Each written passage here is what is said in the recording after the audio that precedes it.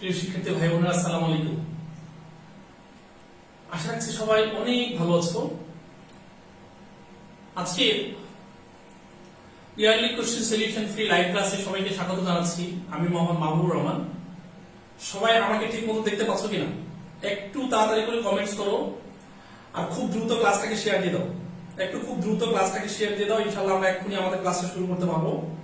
একটু সবাই ক্লাসটাকে শেয়ার দাও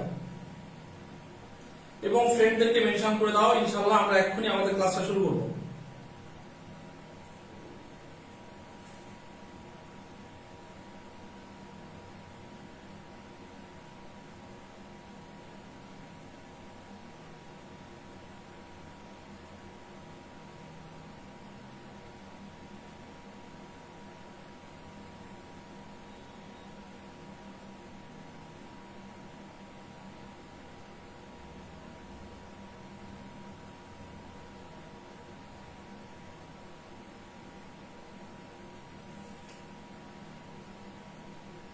একটু সবাই ক্লাসটাকে শেয়ার দাও তো ভাইয়া।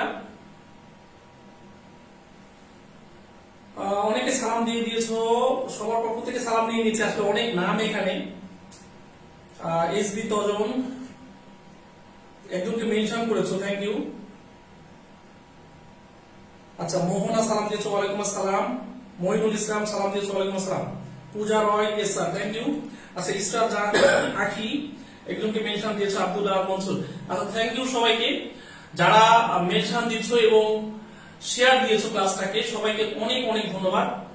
তবে ক্লাসটা শেয়ার দিতে হবে, শেয়ার সংখ্যা কিন্তু হচ্ছে না, শেয়ার সংখ্যা আরো বাড়তে হবে, ক্লাসটা শেয়ার দিতে হবে।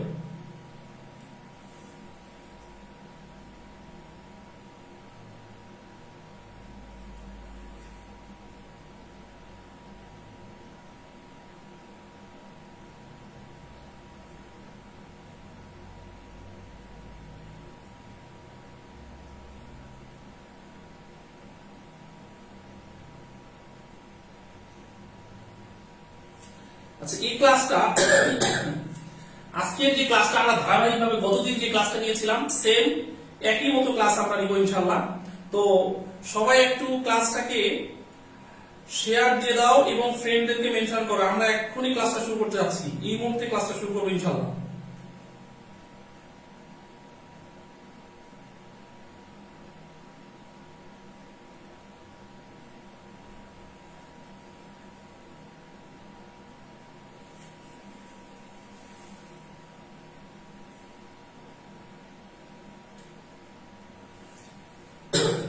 সবাই রেডি কিনা একটু কমেন্টস করো তো ভাইয়া, সবাই রেডি কিনা। আমি কি বিগত বছরের প্রশ্ন নিয়ে আমার আলোচনা করার কথা এবং গতদিন আমি এই উদাহরণে শেষ করতে পারি নাই, তো আজকে আমি তার পরবর্তী অংশ থেকে আলোচনা করবো। আজকে আমাদের টপিকস এর নাম হচ্ছে হাইড্রোজেন বন্ধন, এরপর অক্টেট রুল। এই দুইটা টপিকস আমি আজকে দেখাবো। এরপরে আমরা নতুন আরেকটা অধ্যায়ে যাবো, সেটা হচ্ছে গুণগত রসায়ন। এবং আমি এই ইয়ারলি কোশ্চেন সলিউশন সেশনে আছি। আমি এইভাবে প্রত্যেকটা অধ্যায়ে তোমাদের কোশ্চেন দেখাতে চাই, যদি তোমরা আমার সাথে থাকো, ঠিক আছে। এবং তোমরা জানো এই ক্লাসগুলো তোমাদের জন্য কতটা ইম্পর্টেন্ট, ঠিক আছে। একটু সবাই ক্লাসটাকে শেয়ার দিব অবশ্যই, কারণ আমি বারবারই একই কথা তোমাদেরকে বলছি যে তোমাদের কাজ হলো মাত্র তিনটা: শেয়ার করবা, ফ্রেন্ডদেরকে মেনশন করবা, আর কমেন্টস করবা। এর চেয়ে বেশি কিছু কিন্তু আমি তোমাদের কাছ থেকে চাই না, ঠিক আছে। ওকে, আমরা তাহলে আমাদের আলোচনা শুরু করি নাকি? ওকে, সবাই ready ready ready ready okay, প্রথম প্রশ্ন। আমি হাইড্রোজেন বন্ড দিয়ে আমাদের আলোচনা শুরু করার কথা। আমি হাইড্রোজেন বন্ডের প্রথম প্রশ্ন একটা তোমাদের এখানে দিয়েছি এবং এই প্রশ্নটা দেখো জাস্ট গত বছর এসেছে, একদম খুব রিসেন্ট একটা প্রশ্ন, একদম গত বছর আসার প্রশ্ন। এই প্রশ্নটার সঠিক উত্তর আমরা কি দিতে পারি একটু সবাই কমেন্টস করবা। এই প্রশ্নটার সঠিক উত্তর কি দেওয়া যেতে পারে?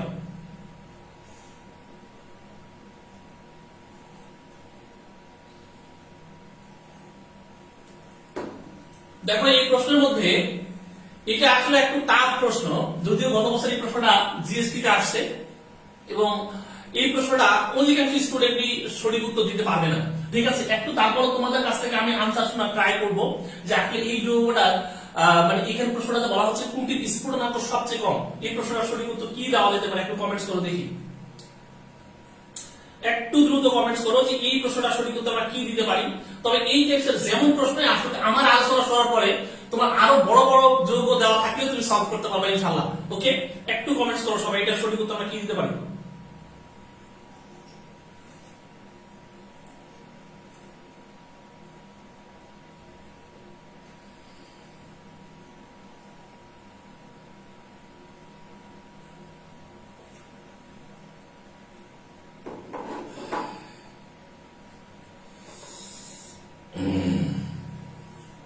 আনসার করো, সমস্যা নাই, একটু আনসার করো, ইনশাআল্লাহ আনসার ভুল হোক আর সঠিক হোক আমি আনসার চাচ্ছি তোমাদের কাছ থেকে।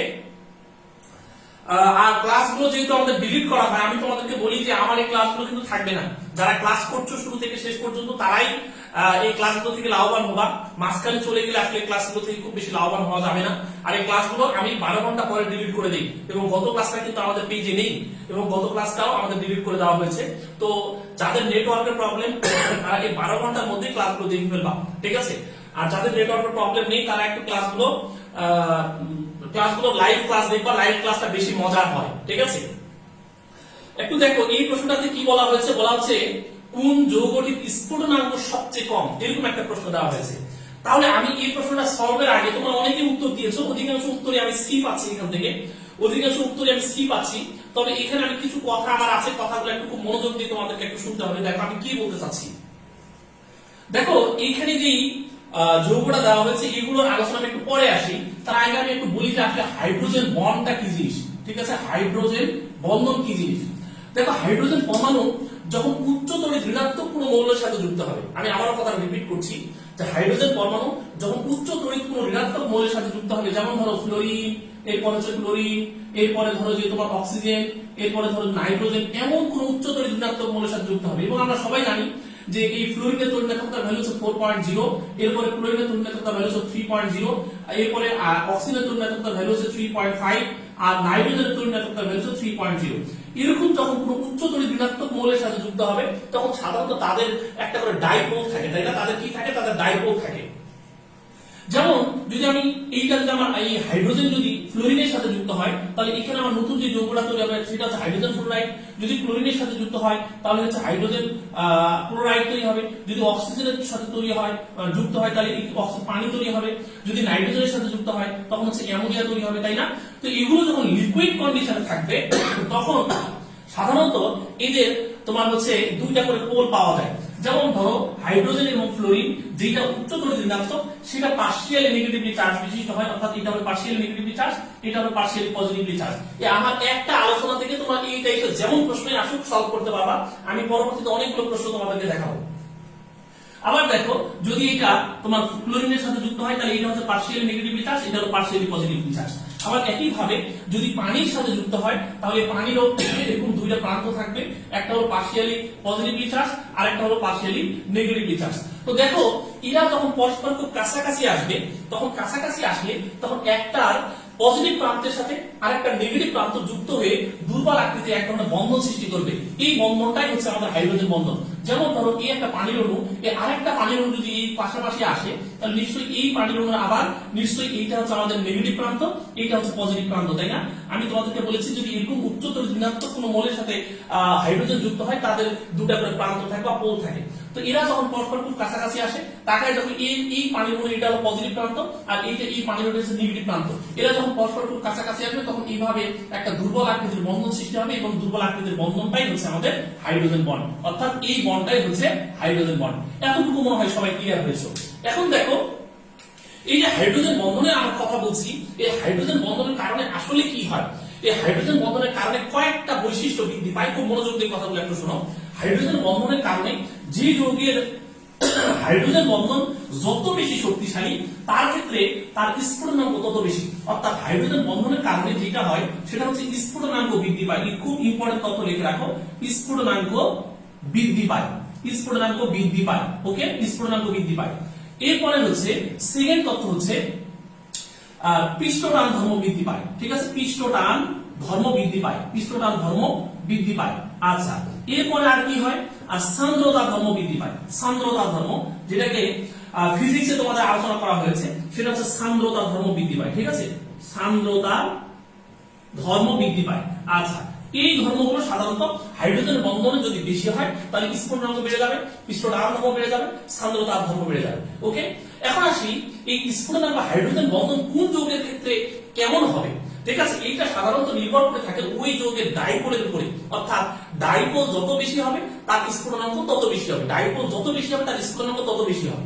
তো যেহেতু এখানে জৈব যৌগ বা অর্গানিক কম্পাউন্ড দেওয়া হয়েছে, এই অর্গানিক কম্পাউন্ড গুলোর মধ্যে দেখো এখানে তোমাকে যে বিষয়টা লক্ষ্য করতে হবে সেটা হচ্ছে এখানে কি কি কার্যকরী মূলক রয়েছে। তাকায় দেখো এখানে কার্যকরী মূলক রয়েছে OH, তাই না? এরপরে তাকায় দেখো এখানে কার্যকরী মূলক রয়েছে বি নাম্বার অপশনে যে কার্যকরী মূলকটা রয়েছে সেটা হচ্ছে ইথার। আমরা জানি বি নাম্বার অপশনে যে কার্যকরী মূলকটা রয়েছে সেটা হচ্ছে ইথার। এরপরে সি নাম্বার অপশনে যে কার্যকরী মূলকটা রয়েছে সেটা হচ্ছে অ্যাস্টার, তাই না? সেটা হচ্ছে আমাদের অ্যাস্টার কার্যকরী মূলক। এরপরে ডি নাম্বার অপশনে যে কার্যকরী মূলকটা রয়েছে সেটা হচ্ছে অ্যালডিহাইড কার্যকরী মূলক। দেখো জৈব যৌগগুলোর ক্ষেত্রে এই এখানে যে কার্যকরী মূলক আমি লিখলাম, আরো বেশ কিছু কার্যকরী মূলক লিখি, যেমন হচ্ছে কার্বক্সিলিক মূলক, এইটা হচ্ছে একটা কার্যকরী মূলক। এরপরে ধরো যে তোমার এরপরে আমাদের আসবে হচ্ছে অ্যামিন, তাই না? এগুলো হচ্ছে আমাদের কার্যকরী মূলক। দেখো এই কার্যকরী মূলকগুলোর ক্ষেত্রে আসলে হাইড্রোজেন বন্ধন কোনটার ক্ষেত্রে বেশি হবে সেটা নির্ভর করবে এদের ডাইপোল কত বেশি হচ্ছে তার উপরে। তো লক্ষ্য করো এখানে যেই কার্যকরী মূলকগুলো রয়েছে তাদের ক্ষেত্রে যদি আমি একটা স্ট্রেংথ তোমাদেরকে দেখাই, তবে সবচেয়ে বেশি যে স্ট্রেংথ গুলো কাজে লাগে আমি এই অংশটা একটু তোমাদেরকে দেখাই, সেটা হচ্ছে কার্বক্সিলিক অ্যাসিড। সবার আগে হচ্ছে carboxylic acid. Carboxylic acid, carboxylic অ্যাসিডের মধ্যে হাইড্রোজেন বন্ড সবচেয়ে বেশি শক্তিশালী। কেন? কারণ কার্বক্সিলিক অ্যাসিডের স্ট্রাকচার যদি আমরা দেখি তাহলে আমরা দেখব এই স্ট্রাকচারটা এমনটা, অর্থাৎ এখানে এই অক্সিজেনটা পার্শিয়ালি নেগেটিভ হবে আর এই কার্বনটা পার্শিয়ালি পজিটিভলি চার্জ বিশিষ্ট হবে। যেহেতু এখানে আমাদের এই অক্সিজেন এর পাশে আরেকটা অক্সিজেন রয়েছে, এর পাশে আরেকটা অক্সিজেন রয়েছে, সুতরাং বুঝতে পারছো দুই দিক থেকে অক্সিজেন কিন্তু ইলেকট্রন এখান থেকে টানবে। যেহেতু ইলেকট্রন টানবে অর্থাৎ এইখানে হচ্ছে আমাদের পার্শিয়ালি পজিটিভ এবং নেগেটিভ পোল বা প্রান্তটা বেশি হয়ে যাবে। ওকে, আচ্ছা এরপরে তাকাই দেখো, এরপরে আমরা যেটাকে রাখতে পারি সবচেয়ে বেশিরভাগ যেগুলো কাজে লাগে সেই জিনিসগুলো আমি উল্লেখ করছি, তারপরে অ্যাস্টার বা অন্যগুলো আমি পরে আসতেছি। তো এরপরে তুমি যেটাকে করতে পারো সেটা হচ্ছে অ্যাস্টার। ঠিক আছে, অ্যাস্টার। আচ্ছা অ্যাস্টার না সরি, এরপরে তুমি যেটাকে কাজে রাখতে পারো সেটা হচ্ছে অ্যালকোহল। অ্যালকোহল, আচ্ছা এরপরে লক্ষ্য করে দেখো অ্যালকোহলের পরে আমরা যাকে রাখতে পারি সেটা হচ্ছে অ্যামিন। অ্যামিন, আচ্ছা এখন তাকাই দেখো এখানে যে আমাদের কার্বক্সিলিক গ্রুপের কথা আমি লিখলাম, এই যে দেখো কার্বক্সিলিক গ্রুপ, এই কার্বক্সিলিক গ্রুপের সাথে নিশ্চয়ই হাইড্রোজেনের সাথে অক্সিজেন যুক্ত আছে, আছে না? দেখো তো হাইড্রোজেনের সাথে অক্সিজেন যুক্ত আছে। আবার দেখো আমি যে এখানে অ্যালকোহলের কথা বললাম, এই অ্যালকোহলের মধ্যে নিশ্চয়ই হাইড্রোজেনের সাথে অক্সিজেন যুক্ত আছে, তাহলে এখানে হাইড্রোজেনের সাথে অক্সিজেন যুক্ত আছে। আবার দেখো আমি যে অ্যামিনের কথা লিখলাম, এই অ্যামিনের সাথে নিশ্চয়ই আমাদের হাইড্রোজেনের সাথে নাইট্রোজেন যুক্ত আছে, তাই না? হাইড্রোজেনের সাথে কে যুক্ত আছে? হাইড্রোজেনের সাথে নাইট্রোজেন যুক্ত আছে। এরপর আমরা যাদেরকে পাবো সেটা হচ্ছে এরপরে যাকে পাবো সেটা হচ্ছে অ্যালডিহাইড। ওকে, অ্যালডিহাইড। এরপরে যাকে পাবো সেটা হচ্ছে অ্যালডিহাইড। আচ্ছা অ্যালডিহাইডের ক্ষেত্রে এবার একটু লক্ষ্য করে দেখো অ্যালডিহাইডের কার্যকরী মূলক কোনটা? এইটা। এবার এখানে একটা ঝামেলা আছে, ঝামেলাটা তোমাদেরকে বুঝতে হবে। লক্ষ্য করে দেখো যে এখানে যেটা রয়েছে সেখানে হচ্ছে তোমার কার্বনের সাথে অক্সিজেন রয়েছে, এখানে কার্বনের সাথে কিন্তু অক্সিজেনের রয়েছে, আবার কার্বনের সাথে হাইড্রোজেনের রয়েছে, অর্থাৎ এখানে কিন্তু হাইড্রোজেনের সাথে অক্সিজেন ডিরেক্টলি বন্ড ফর্ম করে নেই। আর বাকি যতগুলো আমি দেখাইলাম প্রত্যেকটা জায়গাতে তাকায় দেখো এখানে হাইড্রোজেনের সাথে উচ্চতর ঋণাত্মক মৌল যুক্ত আছে, যে নাইট্রোজেন আছে, হাইড্রোজেনের সাথে অক্সিজেন রয়েছে, হাইড্রোজেনের সাথে অক্সিজেন এখানে বন্ড ফর্ম করে রয়েছে, কিন্তু এই জায়গাতে হাইড্রোজেনের সাথে কিন্তু কার্বন বন্ড ফর্ম করে রয়েছে। সুতরাং এই জায়গাতে কিন্তু হাইড্রোজেন বন্ড তুলনামূলকভাবে কম শক্তিশালী হবে। আচ্ছা এরপরে আমরা চলে যাচ্ছি হলো অন্য যে যৌগগুলো, সেটা হচ্ছে অ্যাস্টার। ঠিক আছে, অ্যাস্টার। অ্যাস্টারের ক্ষেত্রে লক্ষ্য করে দেখো অ্যাস্টারের কার্যকরী মূলকটা কি? সেই অ্যাস্টার কার্যকরী মূলকটা হলো CR, এটা না? আচ্ছা অ্যাস্টারের ক্ষেত্রে তুমি তাকাও তো এখানে যে অক্সিজেনটা থাকবে, এই অক্সিজেন নিশ্চয়ই এর পাশে আবার আরেকটা R থাকবে, মানে সেখানে আবার কার্বন থাকবে। এখানে কি কোথাও আমরা হাইড্রোজেন পাচ্ছি? এখানে কি কোনো জায়গাতে আমরা হাইড্রোজেন পাচ্ছি বলতো? এখানে আমরা কোথাও কিন্তু হাইড্রোজেন পাচ্ছি না। হাইড্রোজেন বন্ড সাধারণত হাইড্রোজেন পরমাণুর সাথে উচ্চতর ঋণাত্মক মৌলের সাথে যুক্ত হলে সেখানে আমরা হাইড্রোজেন বন্ড তৈরি হয়। তাহলে তাকায় দেখো তো এই জায়গাতে কিন্তু আমি কোথাও কোনো হাইড্রোজেন পাচ্ছি না, অর্থাৎ এখানে যদিও হাইড্রোজেন পাচ্ছি কিন্তু এই অ্যাস্টারের মধ্যে আমরা কোথাও কোনো হাইড্রোজেন পাচ্ছি না। আবার দেখো এরপরে আমরা যেটাকে পাবো সেটা হচ্ছে আমাদের ইথার। ইথার এরপরে যেটা পাবো সেটা হচ্ছে ইথার। এখন ইথারের সংকেত কি দেখো তো? আমরা জানি ইথারের সংকেত হচ্ছে এদিকেও কার্বন থাকবে, এদিকেও কার্বন থাকবে। এখন তুমি বলো এই ইথারের মধ্যে কি তুমি হাইড্রোজেন পাচ্ছ? হাইড্রোজেন কিন্তু পাচ্ছ না, অর্থাৎ এখানে যে হাইড্রোজেন যে পরমাণু সেই পরমাণুটাই নেই, কিন্তু অক্সিজেনের সাথে কার্বনের এরকম বন্ধন বন্ধন রয়েছে। আবার এই জায়গাতে হাইড্রোজেন যে পরমাণু সেটাই নেই, কিন্তু অক্সিজেনের সাথে কার্বনের বন্ধন রয়েছে। কিন্তু এই জায়গাতে যেহেতু আমাদের দুইটা অক্সিজেন রয়েছে, যার কারণে এই এখানকার কার্বনের সাথে, লক্ষ্য করো আমি কি বলতে চাচ্ছি, যে এইখানে কার্বনটা যতটা পজিটিভলি চার্জ বিশিষ্ট হবে তার চেয়ে এই কার্বনটা বেশি পজিটিভলি চার্জ বিশিষ্ট হবে। কেন? কারণ এইখান থেকে দুই সাইড থেকে অক্সিজেন ইলেকট্রন টেনে নিবে, আর এখান থেকে শুধুমাত্র এই অক্সিজেনটা ইলেকট্রন নিজের দিকে টেনে নিতে পারে, যার কারণে এই কার্বনের চেয়ে এই কার্বনটা কিন্তু বেশি পজিটিভলি চার্জ বিশিষ্ট হতে পারে। সেজন্য আমরা বলতে পারি যে এর চেয়ে এখানে হাইড্রোজেন বন্ধন তুলনামূলকভাবে শক্তিশালী। এখন দেখো এইখানে যে যৌগগুলো দেওয়া হয়েছে, এই যৌগগুলোর মধ্যে এই প্রথম যৌগটা দেওয়া হয়েছে কিন্তু অ্যালকোহল, এই যৌগটা কিন্তু ইথার, তাই না? এই যৌগটা কি বলতো? এই যৌগটা হচ্ছে ইথার। এই যৌগটা কি? এই যৌগটা হচ্ছে অ্যাস্টার। এই যৌগটা কি? এই যৌগটা হচ্ছে আমাদের অ্যালডিহাইড। সুতরাং এভিডেন্সে যদি আমি যাই, তাহলে এভিডেন্স অনুযায়ী সবচেয়ে শেষের দিকে আমি পাচ্ছি হলো ইথার, অর্থাৎ ইথারের হাইড্রোজেন বন্ধন সবচেয়ে কম। আর ইথারের হাইড্রোজেন বন্ধন সবচেয়ে কম, এই কথাটার অর্থ হচ্ছে ইথার এর স্ফুটনাঙ্ক তুলনামূলকভাবে সবচেয়ে কম। তাহলে এই যে যৌগগুলো আমি দেখলাম, সবচেয়ে স্ফুটনাঙ্ক কম পাবো বি অপশনে। অধিকাংশ জনই উত্তর এটা সি দিয়েছো, ঠিক আছে? অধিকাংশ জনই এটা উত্তর দিয়েছো সি, কিন্তু সত্যিকার অর্থে হাইড্রোজেন বন্ধন সবচেয়ে কম আসবে হলো বি এর। ক্লিয়ার? কথাটা কি ক্লিয়ার? বুঝতে পেরেছো নাকি না বুঝতে পারো না? এবং এই প্রশ্নটা কিন্তু অনেক টাফ একটা প্রশ্ন। এই যে প্রশ্নটা এসেছে, এই প্রশ্নটা কিন্তু অনেক টাফ একটা প্রশ্ন। আমি মনে করি এই প্রশ্নটা আমরা যদি এই জিনিসটা মাথায় রাখি, তাহলে এই ক্ষেত্রে যেমন প্রশ্ন আসলে আমরা সলভ করতে পারবো। আমরা টু জিনিস মনে রাখবো, প্রথমে কার্বক্সিলিক অ্যাসিড, তারপরে অ্যালকোহল, তারপরে অ্যামিন, তারপরে অ্যালডিহাইড, ঠিক আছে? এরপরে আসছে অ্যাস্টার, এরপরে হচ্ছে ইথার। সুতরাং যেহেতু এখানে ইথার আমাদের সবার পরে রয়েছে, সুতরাং ইথারের স্ফুটনাঙ্ক সবচেয়ে কম এবং তার হাইড্রোজেন বন্ধন সবচেয়ে কম। ওকে, ক্লিয়ার? সবাইকে ক্লিয়ার? বুঝতে পেরেছো নাকি না বুঝতে পারো একটু দ্রুত কমেন্টস করো। এর পরের প্রশ্নগুলো আমি যা আলোচনা করেছি এর উপর ভিত্তি করে পরের প্রত্যেকটা প্রশ্ন তুমি সলভ দিতে পারবা। পরের প্রত্যেকটা প্রশ্ন তুমি একা একা সলভ দিও। আমি যা বলেছি এগুলোর উপর ভিত্তি করে পরের প্রত্যেকটা প্রশ্ন সলভ দেওয়া পসিবল। সবাইকে বুঝতে পেরেছো নাকি না বুঝতে পারো না একটু কমেন্টস করো।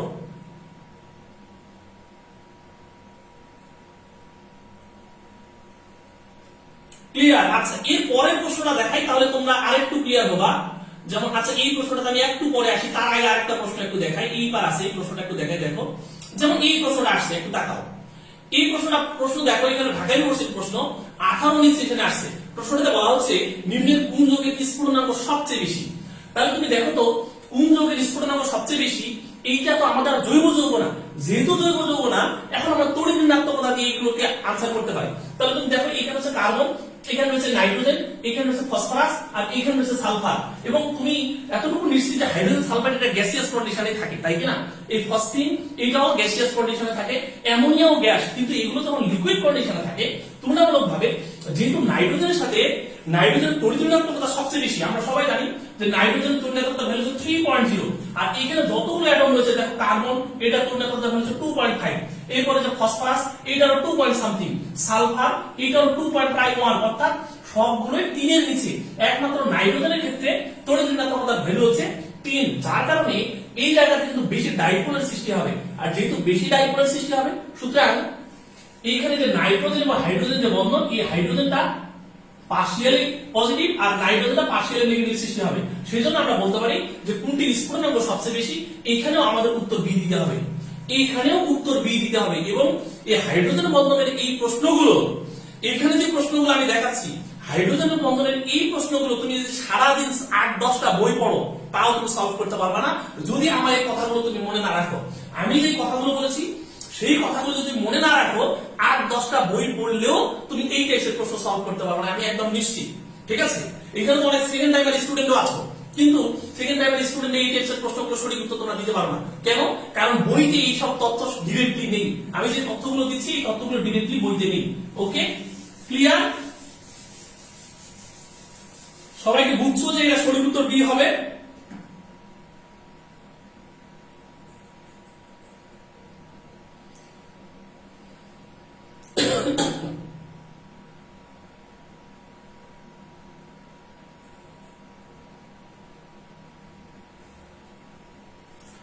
একটু ভাই কমেন্টস করো সবাই, সবাইকে বুঝতে পেরেছো কিনা যে এটা সঠিক উত্তর বি হবে?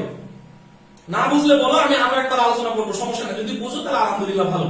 আমি আরো বেশ কিছু প্রশ্ন তোমাদেরকে দেখাবো, সেই প্রশ্নগুলোর সঠিক উত্তর একই থিওরির উপর দিয়ে দিবা, অর্থাৎ তড়িৎ ঋণাত্মকতা দেখবা কার সবচেয়ে বেশি, ঠিক আছে, যার তড়িৎ ঋণাত্মকতা বেশি সেক্ষেত্রে আমরা সেটার হাইড্রোজেন বন্ধন বেশি হবে, অর্থাৎ তার স্ফুটনাঙ্ক বেশি হবে। আর যদি জৈব যৌগ হয় তাহলে এই রেঞ্জটা আমরা ফলো করব। ওকে,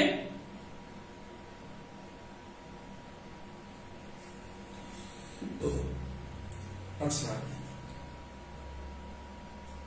আরেকটা প্রশ্ন তোমাদেরকে দেখায়, এই প্রশ্নটার সঠিক উত্তর কি হবে। যেমন দেখো এইখানে একটা প্রশ্ন দেওয়া হয়েছে, দেখো এই প্রশ্নটার সঠিক উত্তর কি হবে, এবং ঢাকা ইউনিভার্সিটির প্রশ্ন। মোস্ট অফ দা বই, বাজারে যতগুলো বই আছে অধিকাংশ বইয়ে এই প্রশ্নটার উত্তর ভুল দেওয়া আছে, অধিকাংশ বইয়ে উত্তরটা ভুল দেওয়া আছে। একটু এই প্রশ্নের সঠিক উত্তর কি হবে একটু কমেন্টস করো। নিম্নের কোন যৌগটি সবচেয়ে বেশি শক্তিশালী হাইড্রোজেন বন্ধন তৈরি করে, ঠিক আছে, এই প্রশ্নটার সঠিক উত্তর আমরা কি দিতে পারি। অধিকাংশ বই এই প্রশ্নটার সঠিক উত্তর ভুল আছে, একটু সবাই কমেন্টস করো দেখি এটা কি উত্তর দিব আমরা।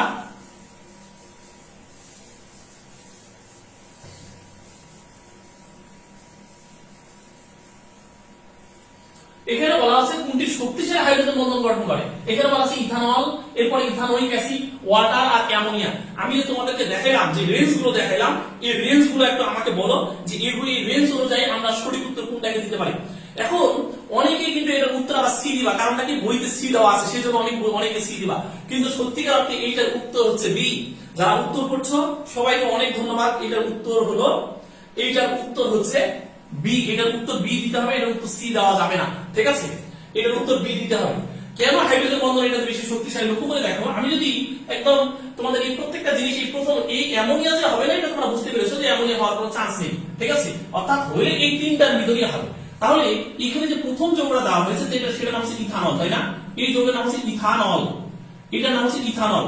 আচ্ছা, এরপরে আরেকটা যে যৌগটা দেওয়া হচ্ছে সেটা হচ্ছে কার্বক্সিলিক অ্যাসিড বা ইথানোয়িক অ্যাসিড।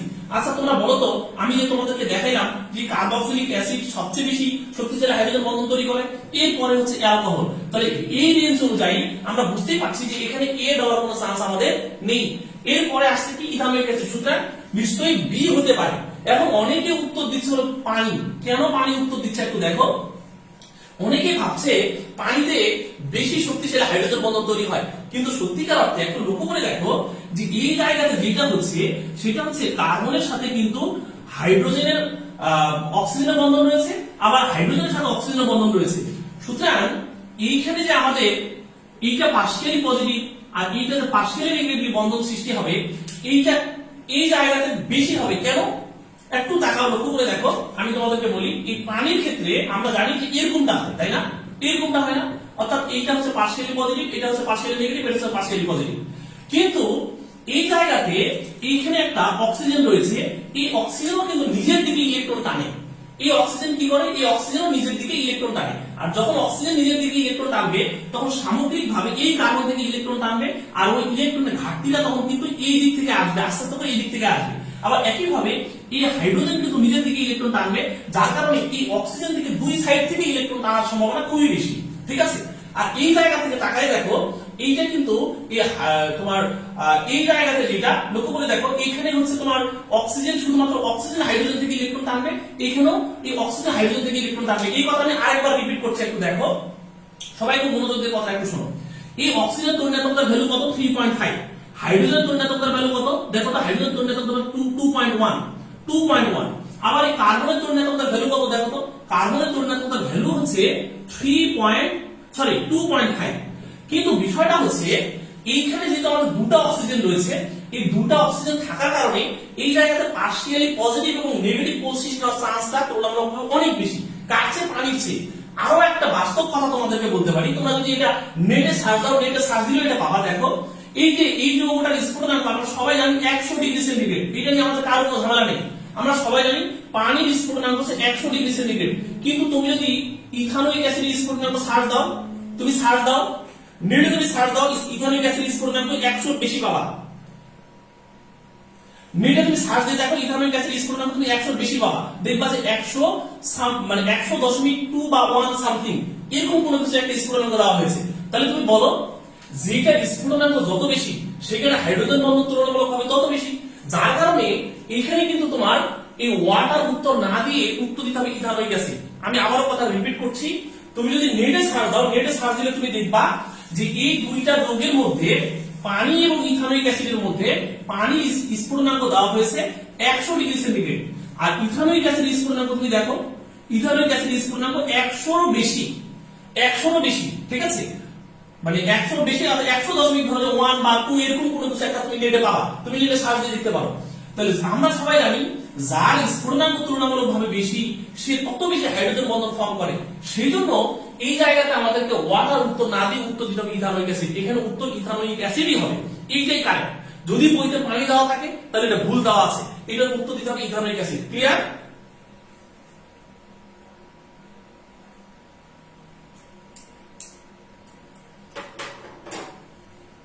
ক্লিয়ার নাকি না ক্লিয়ার না একটু কমেন্টস করো। 101 সামথিং, এই যে দেখো অলরেডি একজন কমেন্টস করেছো, হাসিব আল হাসান। হাসিব আল হাসান তুমি বলেছো যে ইথানোয়িক অ্যাসিডের স্ফুটনাঙ্ক হচ্ছে 101 সামথিং। আমি তো বলেছি যে 100 বেশি, তুমি যেটা সামনে থেকে 100 বেশি, তাহলে যেটার স্ফুটনাঙ্ক যত বেশি হবে সেটা হাইড্রোজেন বন্ধন তত বেশি শক্তিশালী হবে। সেই জন্য আমরা বলতে পারি পানির সেই ইথানোয়িক অ্যাসিড এখানে বেশি হাইড্রোজেন বন্ধন তৈরি করে থাকে। ক্লিয়ার? ওকে। এর পরের প্রশ্নগুলো নিয়ে আর কোনো ঝামেলা হবে না। দেখো এই যে এখানে একটা প্রশ্ন আসছে, দেখো এই প্রশ্নটা সবাই পাবে। এখানে জাহাঙ্গীরনগর ইউনিভার্সিটি যে প্রশ্নটা দেওয়া হয়েছে এই প্রশ্নটার উত্তর সবাই পাবে। প্রশ্নতে বলা আছে নিম্নের কোনটির স্ফুটনাঙ্ক সবচেয়ে বেশি। এই প্রশ্নটা এখন তুমি পারবা কিনা দেখো তো। এইখানে যে প্রশ্নটা দেওয়া হয়েছে এই প্রশ্নটা সঠিক উত্তর তুমি পারবা কিনা। আমার মনে হয় না যে এই প্রশ্নে কারো কোনো আটকানোর কথা। এখানে যে প্রশ্নটা দেওয়া হয়েছে প্রথমে বলা হয়েছে আসলে প্লাস্টিসিটি, মানে প্লাস্টিকের কোন একটা প্লাস্টিকের কথা বলা হচ্ছে। বি নাম্বার অপশনে বলা হচ্ছে বেনজিন, এরপরে সি নাম্বার অপশনে বলা হচ্ছে অ্যাস্টার, এরপরে ডি নাম্বার অপশনে বলা হচ্ছে অ্যাসিটিক অ্যাসিড। অ্যাসিটিক অ্যাসিড হচ্ছে এক ধরনের কার্বক্সিলিক অ্যাসিড অর্থাৎ ইথানোয়িক অ্যাসিড। তাহলে কোনটির স্ফুটনাঙ্ক সবচেয়ে বেশি, এটা সঠিক উত্তর আমরা কি দেব একটু কমেন্টস করো, একটু দ্রুত কমেন্টস করো এইটা সঠিক উত্তর কি দেওয়া যেতে পারে। আমার মনে হয় না যে এই প্রশ্ন আর কারোর কোনো ঝামেলা আছে। এখন যে প্রশ্নটা আমি দিচ্ছি এই প্রশ্নের আর কারো মানে উত্তর করতে ভুল হবে আমি মনে করি না। আমার মনে হয় প্রত্যেক জনাই সঠিক উত্তর এটা দিতে পারবে। একটু কমেন্টস করো এটা সঠিক উত্তর আমরা কি দিতে পারি।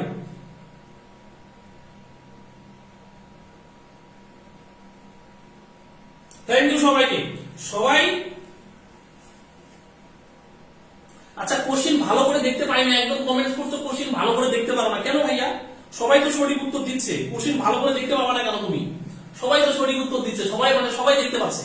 ওকে আচ্ছা, এখানে সঠিক উত্তর হবে ডি। এবং এখানে যতজন স্টুডেন্ট তোমরা দেখছো ক্লাস দেখছো সবাই সঠিক উত্তর দিতে পেরেছো, কেউ এটা ভুল উত্তর দেওয়া নাই।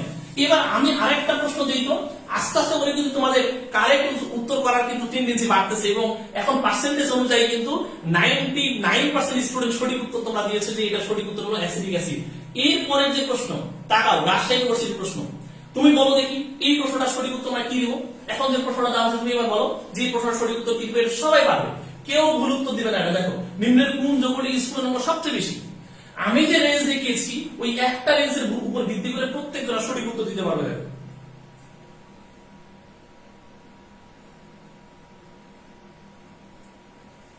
কমেন্টস করো এই প্রশ্নের সঠিক উত্তর কি দেওয়া যেতে পারে।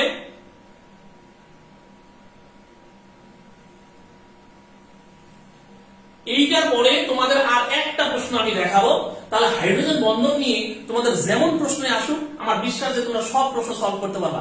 এরপরে আমি আর একটা প্রশ্ন তোমাদেরকে দেখাবো, আর একটা, বেশি দেখাবো না, আর একটা প্রশ্ন দেখাবো।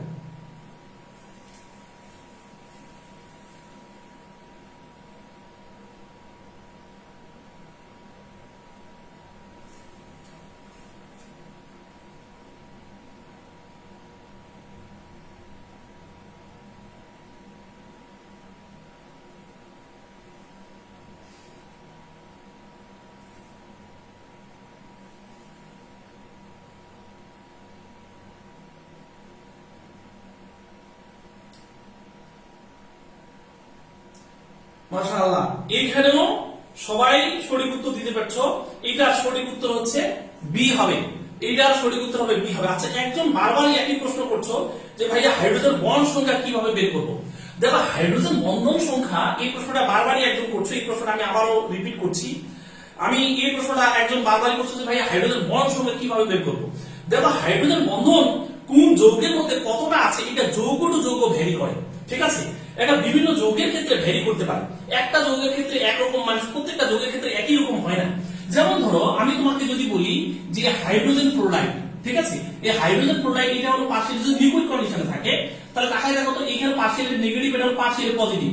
তো এই একটা হাইড্রোজেন ফ্লোরাইড এইটা কতটা হাইড্রোজেন বন্ধন তৈরি করতে পারে সেই টাইপের প্রশ্ন কিন্তু বিগত বছরে আসছে, আসলে যে তা না, আসছে।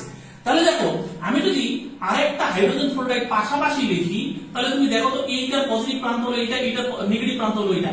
তাহলে এই হাইড্রোজেন ফ্লোরাইড, আমি মাঝখানে হাইড্রোজেন ফ্লোরাইডকে ইন্ডিকেট করছি, এই হাইড্রোজেন ফ্লোরাইড আমাদের কয়টা বন্ধন তৈরি করছে? এখানে এখানে একটা হাইড্রোজেন বন্ধন তৈরি করবে কিনা বলো তো? নিশ্চয়ই করবে। তাহলে তুমি এখানে একটা হাইড্রোজেন বন্ধন পেলা। আরেকটা দেখো, যখন আরেকটা হাইড্রোজেন ফ্লোরাইড পাশাপাশি আসবে, যেমন ধরো আমি যদি এখানে হাইড্রোজেন ফ্লোরাইড আরেকটা লিখি, তাহলে এইখানে হচ্ছে পার্শিয়ালি, এটা হচ্ছে আমাদের পার্শিয়ালি নেগেটিভ, এটা হচ্ছে পার্শিয়ালি পজিটিভ। তাহলে তুমি লক্ষ্য করে দেখো তো এইখানে আবার আরেকটা হাইড্রোজেন বন্ধন তৈরি হওয়ার চান্স আছে কিনা। তাহলে তুমি দেখো যে একটা হাইড্রোজেন ফ্লোরাইড কয়টা হাইড্রোজেন বন্ধন তৈরি করছে? এখানে একটা, এখানে একটা। সুতরাং বুঝতে পারছো এই হাইড্রোজেন ফ্লোরাইড দুইটা হাইড্রোজেন বন্ধন তৈরি করতে পারছে। সেই জন্য এইখানে আসলে কোন স্পেসিফিক যৌগকে তুমি বলতে পারবে না যে আসলে কার ক্ষেত্রে কতটা হাইড্রোজেন বন্ধন। যেহেতু এই দুটা পাচ্ছে, সুতরাং এই হাইড্রোজেন বন্ধন দুটা। যদি এটা পানির ক্ষেত্রে আসে, আমি পানির এই প্রশ্নটা অনেক কন্ট্রাডিক্টরি একটা প্রশ্ন, এই প্রশ্নটা আমি তোমাদেরকে সলভ করে দেখাচ্ছি। দেখো পানির ক্ষেত্রে কতটা হাইড্রোজেন বন্ধন তৈরি হতে পারে এমন একটা প্রশ্ন কিন্তু পরীক্ষায় আসছে। যেমন দেখো যে এইখানে যদি তোমরা দেখো এইটা হচ্ছে হাইড্রোজেন হাইড্রোজেন, তাহলে এখানে এটা হলো পার্শিয়ালি নেগেটিভ, এটা হচ্ছে পার্শিয়ালি পজিটিভ, এটা হচ্ছে পার্শিয়ালি পজিটিভ, তাই না? এখন দেখো এর পাশে যদি কোনো একটা হাইড্রোজেন বন্ধন আর একটা পানির অণু আসে, তাহলে এখানে কি হতে পারে তুমি বলো তো? এইটা হচ্ছে পার্শিয়ালি নেগেটিভ, তাহলে আমি মাঝখানে পানির অণুটাকে চিন্তা করে দেখবো, তাহলে এখানে হচ্ছে আমাদের একটা হাইড্রোজেন বন্ধন তৈরি হচ্ছে। আবার দেখো আরেকটা পানির অণু যখন পরস্পরের কাছাকাছি আসবে, তখন এইটা হলো পার্শিয়ালি নেগেটিভ, এইটা হাইড্রোজেন, এইটা হাইড্রোজেন, তাহলে এখানে কয়টা হাইড্রোজেন বন্ধন তৈরি হচ্ছে? দেখো তো এখানে আরেকটা হাইড্রোজেন বন্ধন তৈরি হচ্ছে। আবার দেখো আমরা জানি এই জায়গাতে কিন্তু আমাদের আরো তোমার মুক্ত জোড় ইলেকট্রন কিন্তু দুই জোড়া রয়েছে পানির মধ্যে। আবার এইটা যখন অন্য কোনো আরেকটা পানির অণুর কাছাকাছি আসবে, তখন এই পানির অণু আবার হাইড্রোজেনের সাথে, লক্ষ্য করে দেখো আরেকটা পানির অণু যদি আসে, ধরো যে এখানে আমি একটা পানির অণু এইভাবে লিখলাম, তাহলে এর যে একটা পার্শিয়ালি পজিটিভ প্রান্ত রয়েছে আরেকটা পানির অণু, তখন কি করবে? এর সাথে কিন্তু এখানে আরেকটা হাইড্রোজেন বন্ধন তৈরি করবে, করবে না? আরেকটা হাইড্রোজেন বন্ধন তৈরি করবে। এবং আরেকটা পানির অণু যখন পরস্পর কাছাকাছি আসবে, এখানে এই জায়গাতেও কিন্তু এমনটা, এইটা যদি পার্শিয়ালি পজিটিভ, এটা পার্শিয়ালি নেগেটিভ, এইটা হচ্ছে পার্শিয়ালি পজিটিভ, এইখানেও কিন্তু আরেকটা হাইড্রোজেন বন্ধন তৈরি করা চান্স কিন্তু এই জায়গাতে আছে। তাহলে তুমি তাকায় দেখো একটা পানির অণু কয়টা হাইড্রোজেন বন্ধন তৈরি করছে তুমি দেখো তো। এই একটা পানির অণু কয়টা হাইড্রোজেন বন্ধন তৈরি করছে? একটা পানির অণু হাইড্রোজেন বন্ধন তৈরি করছে এখানে একটা, এইখানে একটা, এইখানে একটা, এইখানে একটা। তাহলে কিছুক্ষণ আগে তুমি দেখলা হাইড্রোজেন ফ্লোরাইড হাইড্রোজেন বন্ধন তৈরি করছে দুইটা, আর পানির অণু হাইড্রোজেন বন্ধন তৈরি করছে চারটা। তাহলে আমরা বলতে পারি যে হাইড্রোজেন বন্ধনের সংখ্যা এইটা আসলে নির্ভর করবে যৌগের উপরে, একটা যৌগ কেমন তার উপরে। এটা এমনি দেখে তুমি বলতে পারবে না। ক্লিয়ার বুঝতে পেরেছো নাকি না বুঝতে পারো? কমেন্টস করো আমার কথাটা কি ক্লিয়ার বুঝতে পেরেছো নাকি না বুঝতে পারো না বুঝলে বলো যে বুঝি নাই।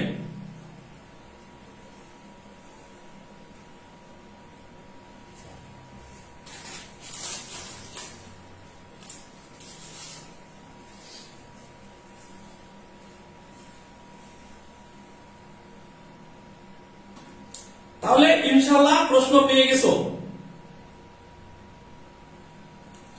তাহলে তোমার প্রশ্নের উত্তর পেয়ে গেছো, তাই না?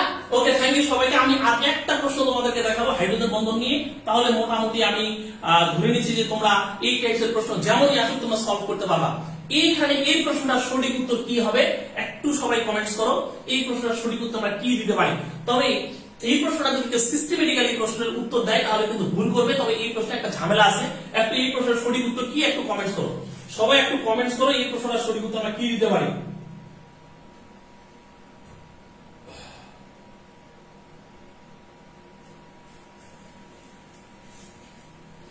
নিচের কোন যৌগটিতে হাইড্রোজেন বন্ধন আধিক্য বেশি? নিচের কোন যৌগটির হাইড্রোজেন বন্ধনের আধিক্য বেশি? বলো দেখি এটা পারো কিনা। নিচের কোন যৌগটির হাইড্রোজেন বন্ধনের আধিক্য বেশি?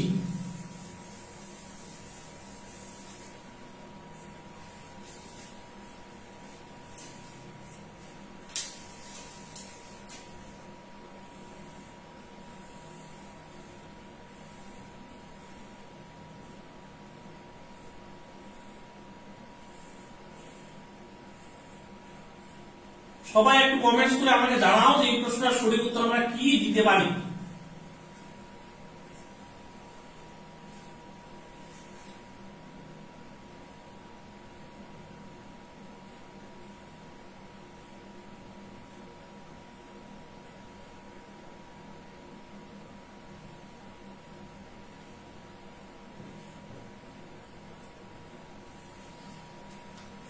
কমেন্টস করো তো ভাই যে এই প্রশ্নটার সঠিক উত্তর আমরা কি দিতে পারি, এখানে সঠিক উত্তর কি হবে। এই প্রশ্নটার আনসার দেওয়ার আগে মানে তোমাদের আনসার আমি নিব, এরপরে আমার এখানে একটা ব্যাখ্যা আছে, এই ব্যাখ্যাটা একটু শুনতে হবে। এখানে আমার একটা ব্যাখ্যা আছে, ব্যাখ্যাটা শুনতে হবে।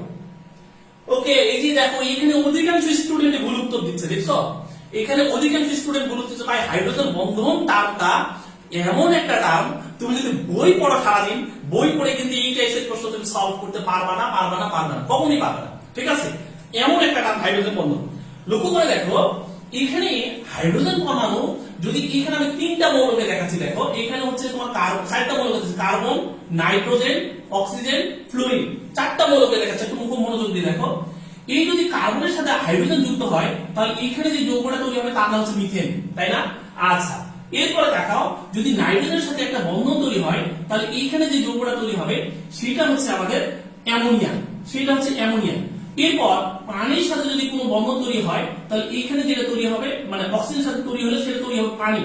যদি ফ্লোরিনের সাথে তৈরি হয় তাহলে এইখানে তৈরি হবে হচ্ছে হাইড্রোজেন ফ্লোরাইড। কিন্তু বিষয়টা হচ্ছে তোমরা যদি এখানে এখন দেখো যে আমরা সবাই জানি হাইড্রোজেনের তন্যাত্মকতার ভ্যালু হচ্ছে 2.1, কিন্তু কার্বনের তন্যাত্মকতার ভ্যালু কত বলতো 2.5, এরপরে নাইট্রোজেনের তন্যাত্মকতার ভ্যালু কত 3.0, এরপরে অক্সিজেনের তন্যাত্মকতার ভ্যালু কত 3.5, এরপরে ফ্লোরিনের তন্যাত্মকতার ভ্যালু 4.0। তাহলে তোমার কাছে কি মনে হচ্ছে? দেখো মনে হচ্ছে যে হাইড্রোজেন এবং ফ্লোরিন, যেহেতু হাইড্রোজেন ফ্লোরাইড এইখানে হাইড্রোজেন পার্শিয়ালি পজিটিভ আর ফ্লোরিন পার্শিয়ালি নেগেটিভ, আর তড়িৎ ঋণাত্মকতা ফ্লোরিনের বেশি, যার কারণে মনে হয় এখানে মানে হাইড্রোজেন বন্ড বেশি তৈরি হবে, এরকমটাই তোমার কাছে মনে হচ্ছে। তোমার কাছে এরকমটা মনে হচ্ছে যদি আমি হাইড্রোজেন বন্ধনের সঠিক রেঞ্জ এটা লিখি তাহলে কিন্তু তুমি এইটা লিখবা, কিন্তু সত্যিকার অর্থে এটা লেখা যাবে না। তুমি এইটা লিখতা, কিন্তু দেখো তুমি এইটা লিখতা, সেটা হচ্ছে অ্যামোনিয়া, এরপরে লিখতে হচ্ছে পানি, এরপরে লিখতে হচ্ছে হাইড্রোজেন ফ্লোরাইড, কিন্তু সত্যিকার অর্থে এই রেঞ্জটা কারেক্ট নয়। কেন কারেক্ট নয়? এখানে একটা খেলা আছে দেখো, এবং অনেক বইতেই কিন্তু এটা ব্যাখ্যা দেওয়া আছে। বিষয়টা হচ্ছে এই পানির অণুর মধ্যে মানে এই যৌগগুলোর মধ্যে আমরা যদি এইখানে দেখি এইটা হচ্ছে পানি, এই পানি লিকুইড কন্ডিশনে থাকে বেশি, ঠিক আছে? আর হাইড্রোজেন ফ্লোরাইড এইটা কিন্তু গ্যাসিয়াস কন্ডিশনে থাকে। যেগুলো গ্যাসিয়াস কন্ডিশনে থাকে তাদের ক্ষেত্রে হাইড্রোজেন বন্ড তৈরি করার টেন্ডেন্সিটা অনেক কম, ঠিক আছে, অনেক কম। সেই জন্য এইখানে এরকম একটা ঘটনা ঘটে যায়, সেটা হচ্ছে পানির যে হাইড্রোজেন ফ্লোরাইডের স্ফুটনাঙ্ক কম হয় এবং পানির যে হাইড্রোজেন ফ্লোরাইডের হাইড্রোজেন বন্ধন কম হয়, সেই জন্য কিন্তু এইটা এইবার চলে যাবে। আরো একটা বিষয় হচ্ছে এই অ্যামোনিয়ার চেয়েও হাইড্রোজেন ফ্লোরাইড তুলনামূলকভাবে হাইড্রোজেন বন্ধন কম তৈরি করে, কারণ এটা বেশি গ্যাসিয়াস কন্ডিশনে থাকে। এই গ্যাসিয়াস কন্ডিশনে থাকার কারণে হাইড্রোজেন ফ্লোরাইডের মধ্যে হাইড্রোজেন বন্ধন তুলনামূলকভাবে কম। অর্থাৎ এইখানে তুমি যদি হাইড্রোজেন ফ্লোরাইড উত্তর দাও তাহলে তুমি ভুল উত্তর দিবা। এইখানে উত্তর হচ্ছে পানি। যদিও হাইড্রোজেন ফ্লোরাইড তড়িৎ ভ্যালু পানির চেয়েও ফ্লোরিনের মানে অক্সিজেনের চেয়েও ফ্লোরিনের তড়িৎ ভ্যালু বেশি, তারপরও তুমি এইখানে ফ্লোরিন উত্তর দিতে পারবা না। কেন? মেন কারণটা হচ্ছে হাইড্রোজেন ফ্লোরাইড গ্যাসিয়াস কন্ডিশনে থাকে, আর যেগুলো গ্যাসিয়াস কন্ডিশনে থাকে সেগুলো সাধারণত হাইড্রোজেন বন্ধন তৈরি করে না। ক্লিয়ার নাকি না ক্লিয়ার না? একটু কমেন্টস করো ক্লিয়ার কিনা, আমার কথা কি বুঝতে পেরেছো কিনা, ক্লিয়ার কিনা যে হাইড্রোজেন ফ্লোরাইড এখানে উত্তর দেওয়া যাবে না। যদিও তুলনামূলকভাবে এখানে হাইড্রোজেন ফ্লোরাইডের মধ্যে তোমার কাছে মনে হচ্ছে যে তড়িৎ ঋণাত্মকতা বেশি, যার কারণে হাইড্রোজেন ফ্লোরাইড মনে হয় বেশি হাইড্রোজেন বন্ধন তৈরি করে, কিন্তু আসলে হাইড্রোজেন বন্ধন এটা একটা যৌগের স্টেটের উপর ডিপেন্ড করে থাকে। যেগুলো লিকুইড কন্ডিশনে থাকে তাদের মধ্যে হাইড্রোজেন বন্ধন তুলনামূলকভাবে বেশি শক্তিশালী হয়। পানি লিকুইড কন্ডিশনে থাকে, কিন্তু হাইড্রোজেন ফ্লোরাইড এই লিকুইড কন্ডিশনে থাকার টেন্ডেন্সি খুবই কম, এটা গ্যাসিয়াস কন্ডিশনে থাকে। সেই জন্য এই গ্যাসের চেয়ে লিকুইডে হাইড্রোজেন বন্ধন বেশি শক্তিশালী, এই জন্য পানির চেয়ে হাইড্রোজেন ফ্লোরাইড কম হাইড্রোজেন বন্ধন তৈরি করে। ক্লিয়ার?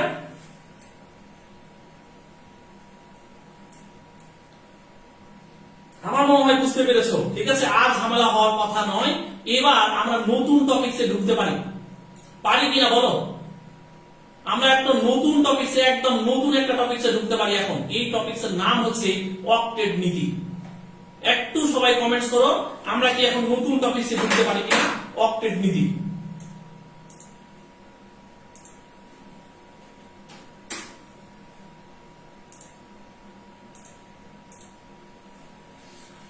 আগে যে টার্মটা আমি আলোচনা করলাম, এতক্ষণ পর্যন্ত যে টার্মটা আমি আলোচনা করলাম হাইড্রোজেন বন্ড, এইখান থেকে খুব উল্টাপাল্টা প্রশ্ন হয় ভাই, আরো উল্টাপাল্টা প্রশ্ন হতে পারে। তবে আরো উল্টাপাল্টা প্রশ্ন যেগুলো হয় সেই প্রশ্নগুলো নিয়ে আসলে আরো পরবর্তীতে আমি কথা বলবো, কারণ এখানে কিন্তু আরো অনেক উল্টাপাল্টা কিছু প্রশ্ন হতে পারে। সেগুলো আমি একদিনে সবগুলো দিলে কিন্তু খাবে না সবাই, তখন মনে করবে যে ভাইয়া আপনি এই কথাগুলো এগুলো ভালো লাগছে না, মানে এগুলো তো এর আগে কোনোদিন শুনি নাই, এরকমটা তোমাদের কাছে মনে হতে পারে যে ভাইয়া হাইড্রোজেন বন্ধন এই টার্মগুলো আপনি যে কথাগুলো বলেন এই কথাগুলো এর আগে কখনো এইভাবে শুনি নাই, যার কারণে নতুন কথা কিন্তু সহজে কেউ শুনতে চায় না। ঠিক আছে, তো যাই হোক, আমি কি নতুন টপিক শুরু করতে পারি কিনা এখন? ওকে, নতুন টপিকস এর নাম হচ্ছে অক্টেট নীতি। অক্টেট নীতি এই টার্মটা আমাদের কাছে খুবই ইজি। অক্টেট নীতি যেটা, এগুলো নিয়ে আর কারো কোনো ঝামেলা হবে না, অক্টেট নীতি সবাই পারবে। ঠিক আছে, এবং অক্টেট মানে কি, অক্টা মানে আমরা সবাই জানি অক্টা মানে 8, তাই না? তো অক্টা মানে হচ্ছে 8, সুতরাং 8 যদি হয় কোন যৌগের মধ্যে, যেমন ধরো যে পানি, আমি একটা উদাহরণ দিই তাহলে তোমরা ক্লিয়ার হওয়ার বিষয়গুলো। ধরো যে পানি, এই পানির সেন্ট্রাল এলিমেন্ট কে? সেন্ট্রাল এলিমেন্ট হচ্ছে আমাদের অক্সিজেন।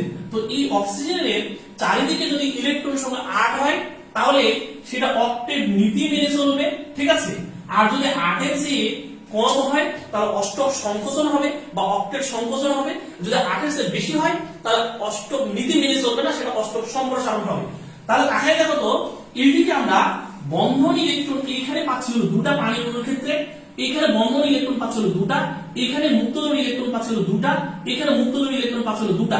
তুমি তাকাও তো, সবগুলো ইলেকট্রন, বন্ধন ইলেকট্রন এবং কেন্দ্রীয় পরমাণুর বন্ধন ইলেকট্রন এবং মুক্ত ইলেকট্রন তুমি যদি সবগুলো যোগ করো তাহলে এখানে মোট ইলেকট্রন সংখ্যা তুমি পাচ্ছ কয়টা বলো তো? 8টা ইলেকট্রন পাচ্ছ। যদি 8টা ইলেকট্রন পাও, যেই যৌগটা কেন্দ্রীয় পরমাণু চারদিকে এরকম বন্ধন জোড় ইলেকট্রন এবং মুক্ত ইলেকট্রন সংখ্যা 8 হবে, সেটা অক্টেট নীতি মেনে চলবে। আর যেটা ক্ষেত্রে 8 এর চেয়ে কম হবে সেটা হবে অক্টেট সংকোচন। তার নাম কি হবে বলো? অক্টেট সংকোচন। অক্টেট সংকোচন। আর যেটা 8 এর চেয়ে বেশি হবে সেটা হবে অক্টেট সম্প্রসারণ। সম্প্রসারণ। ওকে, এখন দেখো আমি একটা উদাহরণ দেই, তাহলে তোমরা এই টাইপের প্রশ্নগুলো সলভ করতে পারবা। একটু দেখো, এই যে এখানে একটা প্রশ্ন দিচ্ছি, দেখো ঢাকা ইউনিভার্সিটির প্রশ্ন। এই প্রশ্নটা ভাই কোন সালে আসে দেখো তো, একটু সালটা দেখো তো, সাল দেখলে বুঝবা যে গত বছরের প্রশ্ন এটা। ঢাকা ইউনিভার্সিটি এই প্রশ্নটা গত বছর আসছে। এই প্রশ্নটাকে তোমরা পারবা কিনা দেখো তো। প্রশ্নটা বলছে অষ্টক সম্প্রসারণ এর উদাহরণ কোনটি? তুমি সেম আমি যেভাবে তোমাদের বের করতে বললাম এইভাবে তুমি বের করো। এইভাবে বের করলে এই টাইপের সমস্ত প্রশ্ন তুমি কারেক্টলি উত্তর করতে পারবা। যেমন এখানে হাইড্রোজেন মানে এ নাম্বার অপশনে বেরিলিয়াম ক্লোরাইড দেওয়া হয়েছে, তাহলে তুমি বেরিলিয়ামের চারিদিকে কয়টা ইলেকট্রন আছে সেটা দেখো। এখানে ফসফরাস পেন্টাক্লোরাইড বলা হয়েছে, তাহলে ফসফরাসের চারিদিকে কতটা ইলেকট্রন আছে সেটা দেখো। এরপরে বোরন ট্রাইক্লোরাইড দেওয়া হয়েছে, বোরনের চারিদিকে কতটা ইলেকট্রন আছে সেটা দেখো। এরপর হচ্ছে এখানে ক্লোরিন দেওয়া হয়েছে, যেহেতু ক্লোরিন দুই দিকে ধরে থাকবে, একটা ক্লোরিনের চারিদিকে কতটা ইলেকট্রন আছে সেটা তুমি বের করো। তাহলে তুমি এই টাইপের প্রশ্ন যদি আমি যেভাবে করতে বলছি এইভাবে করলে তুমি সঠিক উত্তর দিতে পারবে। একটু কমেন্টস করো দেখি পারো কিনা।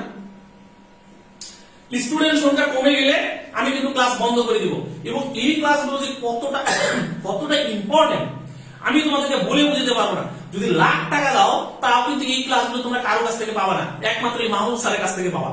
বুঝতে পেরেছো? সুতরাং ক্লাসগুলো কিন্তু অনেক বেশি ইম্পর্টেন্ট। আগামী কালকে সকাল 9টার মধ্যে ক্লাস ডিলিট হয়ে যাবে।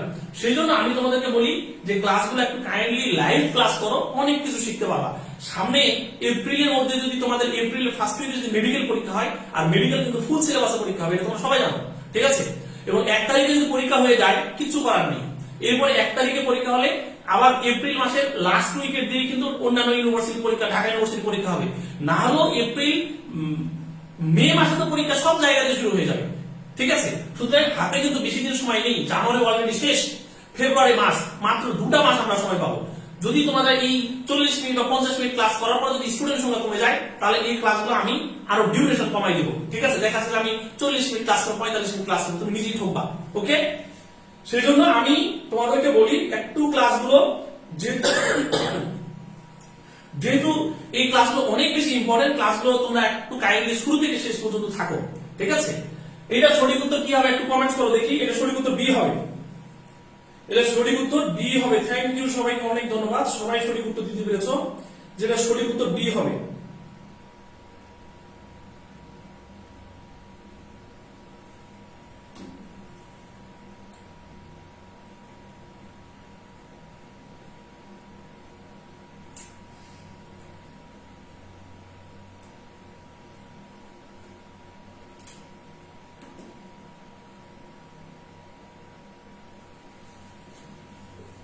ঠান্ডা তো ভাই লাগছে, কি করবো বলো। আসলে চা তো আসলে বানিয়ে দেওয়ার মতো তেমন এখানে কেউ নেই, আমি একাই থাকি, ঠিক আছে। তো আসলে বিয়ে শাদীও করি নাই, ব্যাচেলর মানুষ, বুঝতে পারছো, চা বানাই দিবে এমন তো লোক পাইনি। তো যাই হোক, তা আমরা একটু ওই দিকে না যাই। এখন বিষয় হচ্ছে এই প্রশ্নটা সঠিক উত্তর আসলে কি হবে সেটা নিয়ে আমি একটু কথা বলি। তবে তোমরা সবাই এটা সঠিক উত্তর অলরেডি দিয়ে দিয়েছো, সঠিক উত্তর দিয়েছো, উত্তর হবে বি, এটার উত্তর হবে বি। ওকে, একটু দেখো যে এইখানে বেরিলিয়াম ক্লোরাইড, তাই না? এই বেরিলিয়াম ক্লোরাইডের ক্ষেত্রে বেরিলিয়ামের অ্যাটমিক নাম্বার কত? আমরা সবাই জানি বেরিলিয়ামের অ্যাটমিক নাম্বার হচ্ছে 4। এর সর্ববহিষ্ঠ শক্তি স্তরে কতটা ইলেকট্রন আছে বেরিলিয়ামের? 2টা ইলেকট্রন আছে, আমরা সবাই জানি। বেরিলিয়ামের সর্ববহিষ্ঠ শক্তি স্তরে কতটা ইলেকট্রন আছে? 2টা। এই 2টার মধ্যে এ কিন্তু 2টাই বন্ধন তৈরি করে ফেলেছে, এবং এইখানে 2টা ইলেকট্রন আছে, এখানে 2টা ইলেকট্রন আছে, অর্থাৎ এর যে এখানে যে একটা ইলেকট্রন বেরিলিয়ামের, এখানকার একটা ইলেকট্রন বেরিলিয়ামের, একইভাবে এখানে একটা ইলেকট্রন ক্লোরিনের, এখানকার একটা ইলেকট্রন ক্লোরিনের। তাহলে এই বেরিলিয়ামের চারিদিকে আমরা মোট ইলেকট্রন পাচ্ছি, এখানে পাচ্ছি হলো 2টা, এখানে পাচ্ছি হলো 2টা, কারণ এর কোনো মুক্ত জড় ইলেকট্রন নেই। তাহলে আমরা পাচ্ছি এই জায়গাতে মোট ইলেকট্রন 60টা, অর্থাৎ এই যৌগটার মধ্যে সংকোচন ঘটেছে, অক্টেট সংকোচন ঘটেছে। ক্লিয়ার? অক্টেট সংকোচন ঘটেছে। আমরা পরের যৌগটার দিকে যাই, আমরা পরের যৌগটার দিকে যাই।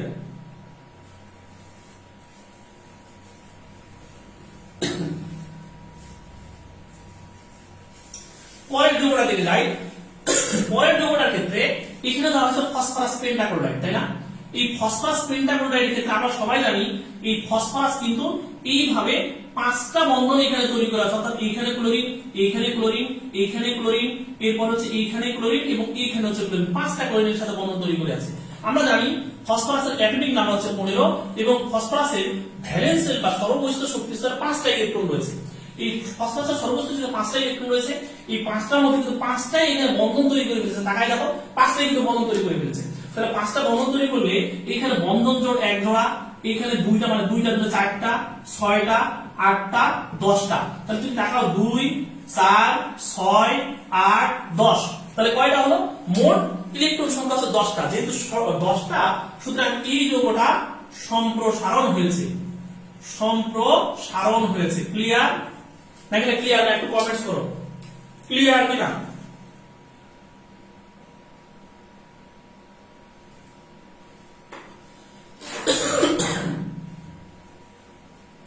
এরপরে আমি পরের উদাহরণটা দেই, পরেরটা দিলে আরেকটু ক্লিয়ার হলো। দেখো এ ভাই, তোমরা কি কথা বলছো বলো তো? তোমরা নিজেদের মধ্যে এরকম কনভারসেশন করো না ভাইয়া,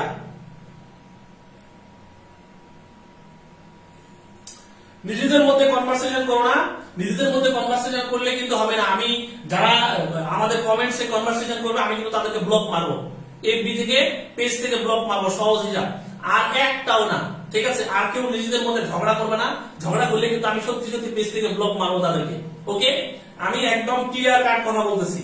যারা পেজে, আমার পেজে এসে ঝগড়া করবে তাদেরকে কিন্তু আমি ব্লক মারবো। ওকে, আর পেজে আমার ক্লাস দেখতে পারবে না কিন্তু পরে। ওকে,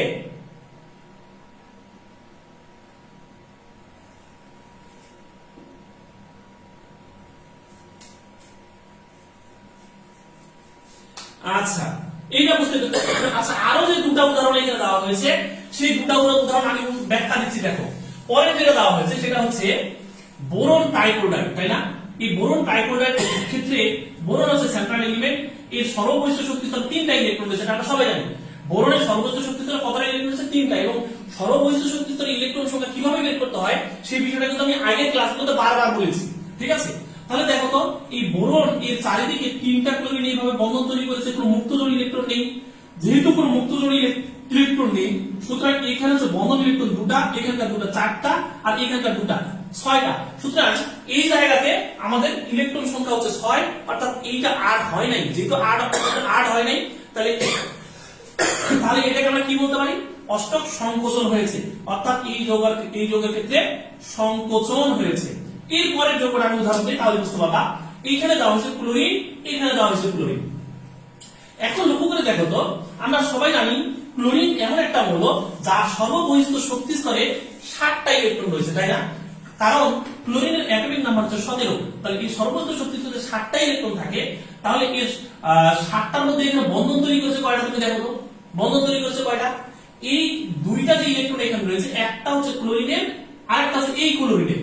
তাহলে এইখানকার যে দুইটা বন্ধন, এই দুইটা বন্ধন কিন্তু এখন বর্তমানে এই ক্লোরিন একটা, এই ক্লোরিন একটা, কিন্তু তারা উভয় শেয়ার করেছে, যার কারণে এই দুইটা ইলেকট্রন কিন্তু এরও আবার ওরও।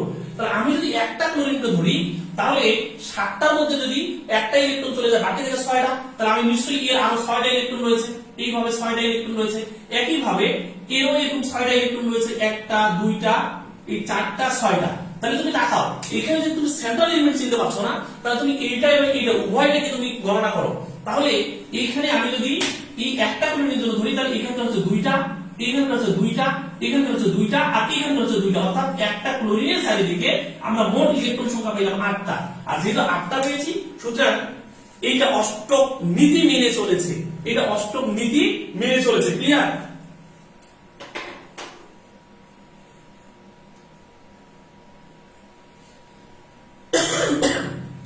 ভাই বুঝতে পেরেছো? এই প্রশ্ন কি সবাই ক্লিয়ার হয়েছো? যদি ক্লিয়ার হও, এবার পরের প্রশ্নের উত্তর দাও। এবার পরের প্রশ্নের উত্তর দাও, দেখি এই প্রশ্নের সঠিক উত্তর কি। আমি কেবল একটা প্রশ্নের ব্যাখ্যা দিলাম, এখন পরের এই প্রশ্নটার সঠিক উত্তর কি একটু সবাই কমেন্টস করো।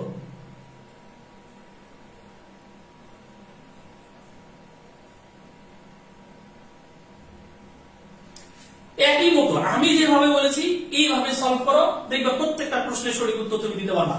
ঠিক আছে? এখানে যে প্রশ্নটা দেওয়া হয়েছে, এই প্রশ্নের সঠিক উত্তর দাও। বলা হচ্ছে নিম্নের যৌগগুলোর মধ্যে কোনটি অক্টেট নিয়ম মেনে চলে না? আচ্ছা, অক্টেট নিয়ম কি সংকোচন হলে মেনে চলে? না। সম্প্রসারণ হলে মেনে চলে? না। তাহলে অক্টেট নিয়ম মেনে চলে মানে কি? সেন্ট্রাল এলিমেন্টের চারিদিকে মোট ইলেকট্রন সংখ্যা হতে হবে 8।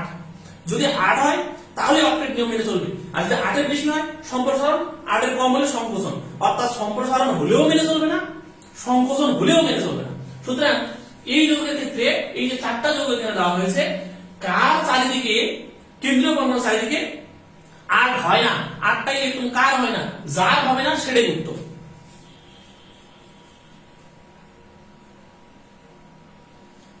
একটু কমেন্টস করো ভাই, দেখি কি কি উত্তর দিচ্ছ তোমরা।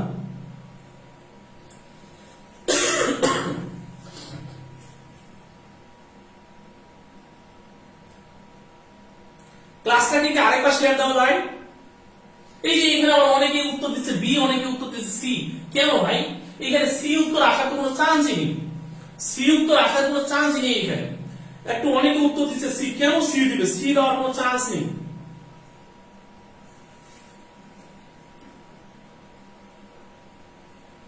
এই ক্লাসটাকে আরেকবার শেয়ার দাও, যারা যারা ক্লাস দিচ্ছ এখন বর্তমানে, যারা যারা ক্লাস দিচ্ছ সবাই ক্লাসটাকে আরেকবার শেয়ার দাও, শেয়ার দিয়ে দাম লাগো, আরেকবার শেয়ার দাও। এবার দেখো আমি একটু দেখাই, এইখানে যে যৌগটা রয়েছে কার্বন টেট্রাক্লোরাইড, তুমি দেখো তো এই কার্বন টেট্রাক্লোরাইডের ক্ষেত্রে এইদিকে 4টা ক্লোরিন রয়েছে, এই কার্বনের চারিদিকে তো 4টা এরকম বন্ধন রয়েছে, এরকম মুক্তজোড় ইলেকট্রন নেই। তাহলে আমরা বলতে পারি এই 4টা বন্ধনে 8টা ইলেকট্রন রয়েছে, 8টা ইলেকট্রন রয়েছে। সুতরাং এটা অষ্টক নীতি মেনে চলেছে এই নাম্বার। এবার আসি আমি বি নাম্বারের ক্ষেত্রে দেখি। বি নাম্বার হচ্ছে জেনন ডাইক্লোরাইড। তোমরা বলো তো, জেনন একটা নিষ্ক্রিয় গ্যাস না? যেহেতু এটা নিষ্ক্রিয় গ্যাস, এর লাস্ট ছেড়ে কতটা ইলেকট্রন থাকবে? সর্ববস্তু শক্তিতে 8টা ইলেকট্রন থাকবে। তাহলে 8টার মধ্যে এখানে বন্ধন তৈরি করেছে কয়টা? 2টা। তাহলে 8টার মধ্যে যদি 2টা বন্ধন তৈরি করে, তাহলে লক্ষ্য করে দেখো এই জেনন কিন্তু এই দিকে একটা ফ্লোরিনের সাথে বন্ধন তৈরি করেছে, এই দিকে একটা ফ্লোরিনের সাথে বন্ধন তৈরি করেছে। তাহলে 8টার মধ্যে যদি 2টা বন্ধন তৈরি করে থাকে, বাকি থাকে কয়টা? বাকি থাকে নিশ্চয়ই হলো 6টা। 8টার মধ্যে 2টা তৈরি করে বাকি থাকে 6টা। তাহলে 6টা মানে 3 জোড়া, অর্থাৎ এখানে এক জোড়া, এখানে এক জোড়া, এখানে এক জোড়া, 3 জোড়া মুক্তজোড় ইলেকট্রন রয়েছে। তাহলে আর এখানে বন্ধন ইলেকট্রন কয় জোড়া পাচ্ছ তুমি? তাহলে এখানে হচ্ছে এক জোড়া, এখানে হচ্ছে একটা বন্ধন ইলেকট্রন। তাহলে মুক্তজোড় ইলেকট্রন এখানে 2টা, এখানে 2টা, 4টা, এখানে 2টা, 6টা। আর এখানকার বন্ধন ইলেকট্রন 2টা, এখানকার বন্ধন ইলেকট্রন 2টা। তুমি গণাও তো, 2, 4, 6, 8, 10। সুতরাং এইটা অষ্টক সম্প্রসারণ হয়েছে, এটা তো অষ্টক নিয়ম মেনে চলে নাই। অষ্টক সম্প্রসারণ হয়েছে, অষ্টক নিয়ম মেনে চলে নাই। কথাকে ক্লিয়ার বুঝতে পেরেছো নাকি না বুঝতে পারো নাই? আমার মনে হয় সবাই বুঝতে পেরেছো আমার এই কথাগুলো, নাকি না বুঝতে পারো না একটু বলো। এবার পানির ক্ষেত্রে তোমাদেরকে দেখাই, পানির ক্ষেত্রে দেখাই। দেখো পানির ক্ষেত্রে দেখাই, পানির ক্ষেত্রে আমাদের এইখানে হাইড্রোজেনের সাথে অক্সিজেনের বন্ধন, তাই না? তাহলে তুমি দেখো অক্সিজেনের সর্ববৃহৎ শক্তি স্তরে কতটা ইলেকট্রন থাকে? 6টা না? এটা আমরা সবাই জানি। তাহলে অক্সিজেনের সর্ববৃহৎ শক্তি 6টা ইলেকট্রন থাকলে 2টা বন্ধন তৈরি করেছে, বাকি থাকে 4টা। 4টা মানে 2 জোড়া। তাহলে নিশ্চয়ই এখানে 2 জোড়া মুক্ত জোড় ইলেকট্রন তৈরি করছে। তাহলে এই 2 জোড়া মানে 4টা, আর এখানে আবার বন্ধনের নিশ্চয়ই আমাদের 2 জোড়া ইলেকট্রন রয়েছে, তাহলে এখানকার 2, এখানকার 2 4, এখানকার 2 6, এখানকার 2 8, 8 হয়েছে। সুতরাং এটা অষ্টক নিয়ম মেনে চলেছে, তাই না? এটা অষ্টক নিয়ম মেনে চলেছে। এরপরের যৌগটার দিকে তাকাই দেখো, নাইট্রোজেন ফ্লোরাইড। দেখো তো এই নাইট্রোজেন ফ্লোরাইডের ক্ষেত্রে এই নাইট্রোজেন এবং ফ্লোরিনের মধ্যে কয়টা বন্ধন রয়েছে? 3টা। আমরা সবাই জানি নাইট্রোজেনের মধ্যে 5টা, সর্বোচ্চ শক্তিশালী 5টা ইলেকট্রন রয়েছে। তাহলে 5টার মধ্যে এখানে বন্ধন তৈরি করেছে কয়টা? 3টা। তাহলে 5টার মধ্যে 3টা বন্ধন তৈরি করে থাকে, তাহলে বাকি থাকে আর কয়টা বলতো? তাহলে বাকি থাকে আর 2টা, 2টা মানে 1 জোড়া। সুতরাং আমরা বলতে পারি যে এই জায়গাতে 1 জোড়া মুক্ত জোড় ইলেকট্রন রয়েছে।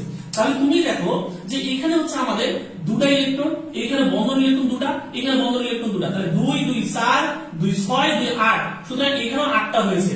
তাহলে তাকাও এখানে যে আমি 4টা অপশন দিলাম, এই 4টা অপশনের মধ্যে একমাত্র জেনন এই যৌগটার ক্ষেত্রে মোট ইলেকট্রন সংখ্যা হচ্ছে 10টা, আর বাকি সবগুলোর ক্ষেত্রে মোট ইলেকট্রন সংখ্যা হচ্ছে 8টা। অর্থাৎ এই ডি নাম্বার, সি নাম্বার এবং এ নাম্বার এই 3টা যৌগ অক্টেট নিয়ম মেনে চলেছে, আর সি নাম্বার অক্টেট নিয়ম মেনে, বি নাম্বারটা অক্টেট নিয়ম মেনে চলে নাই। ক্লিয়ার? বুঝতে পেরেছো ভাই? একটু কমেন্টস করো। এই যে এত সুন্দর করে ব্যাখ্যাগুলো দিচ্ছি, এত সুন্দর ব্যাখ্যা তোমরা পাবা কোথায় ভাই বলো তো? এগুলো কি বইয়ে লেখা আছে এইভাবে? কোনো বইয়ে তো এইভাবে তোমরা লেখা পাবে না। সেই জন্য ক্লাসগুলো কিন্তু খুবই জরুরি। আমি যে লাইভ ক্লাসগুলো নিচ্ছি, ক্লাসগুলো আমি লাইভ, আমি সেভ রাখবো না। এটা আগামীকাল রাত 9টা, সকাল 9টার মধ্যে ইনশাআল্লাহ ক্লাসগুলো ডিলিট হয়ে যাবে।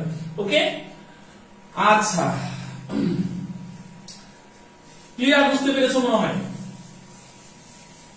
কমেন্টস করো, কমেন্টস চাই।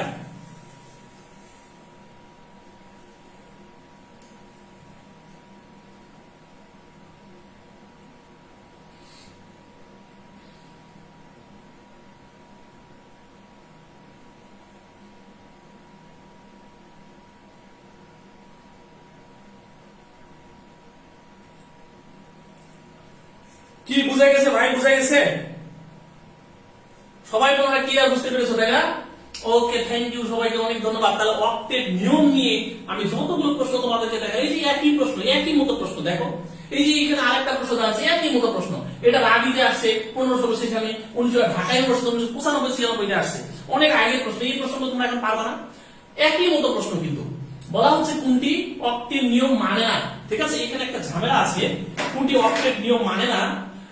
আচ্ছা, হ্যাঁ, এই প্রশ্নের সঠিক উত্তর আমরা কি দিতে পারি? একটু সবাই কমেন্টস করে দেখি যে কোনটি অক্টেট নিয়ম মানে না, আর হবে না কোনটি। সঠিক উত্তর কি হবে? যদি এটা উত্তর সঠিকভাবে দিতে পারো তাহলে বুঝবো যে অক্টেট নিয়ম থেকে যেমন প্রশ্ন আসুক তুমি সলভ করতে পারবা। কারণ আমি বেশ অনেকগুলো উদাহরণ তোমাদের সামনে উপস্থাপন করেছি এবং প্রত্যেকটা উদাহরণ আমি ব্যাখ্যা দিয়েছি। এখানে যতগুলো অপশন রয়েছে প্রত্যেকটা অপশন আমি ব্যাখ্যা দিয়েছি, এত সুন্দরভাবে যে ব্যাখ্যা দিয়েছি, আমার মনে হয় এমন প্রশ্ন যতবারই রিপিট হবে তুমি আর কোনো ধরনের প্রবলেমে পড়বে না, প্রত্যেকটা প্রশ্নের সঠিকভাবে উত্তর দিতে পারবা। ওকে,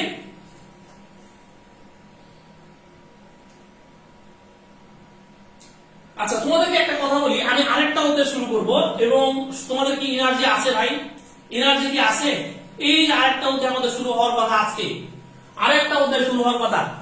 এত ফ্রি সার্ভিস তোমাদেরকে কে দিবে ভাই বলো তো? যে ফ্রি সার্ভিস আমি দিতেছি, এত ফ্রি সার্ভিস তোমাদেরকে কে দিবে?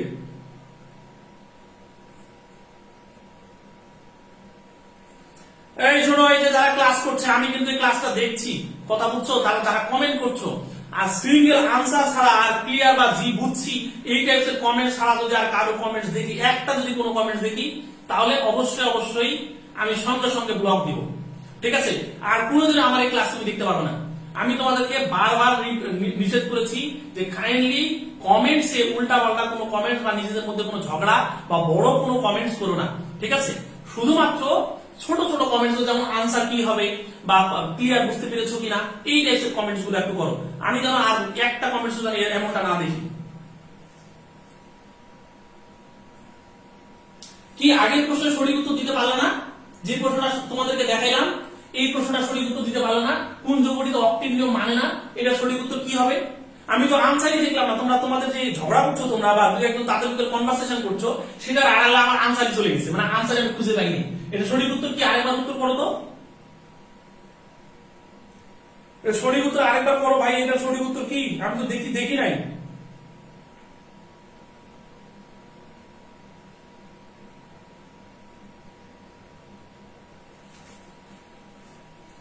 এই যে থ্যাংক ইউ সবাইকে।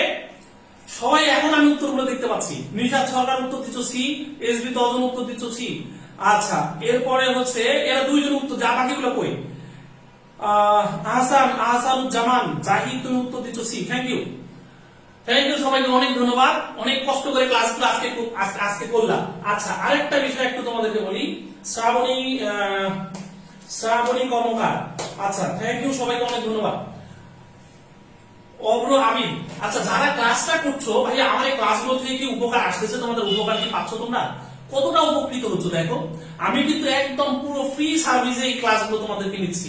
শুধু নিচ্ছি কেন জানো? যেন আমার এই ক্লাসগুলো থেকে তোমরা একটু উপকৃত হও, তোমরা পড়াশোনাতে ফেরো, ঠিক আছে? এই জন্যই কিন্তু আমি লাইভ ক্লাসগুলো নিচ্ছি। এবং দেখো একদম তোমাদের সোমবার এবং বুধবার ঠিক রাত 9টার সময় আমি প্রত্যেক সপ্তাহে, প্রতি সপ্তাহে 2 দিন রাত 9টার সময় কিন্তু আমি তোমাদের লাইভে চলে আসি। আমি কিন্তু দেরি করি না, ঠিক 9টার সময় লাইভে চলে আসি। কিন্তু আমি কিন্তু চাইলেও এই মাঝখানে ক্লাস থেকে চলে যাই না, কিন্তু তোমরা অনেকেই ক্লাস থেকে চলে যাও, ঠিক আছে? সুতরাং বুঝতেই পারছো যে আমার ডেডিকেশন লেভেলটা কোথায়।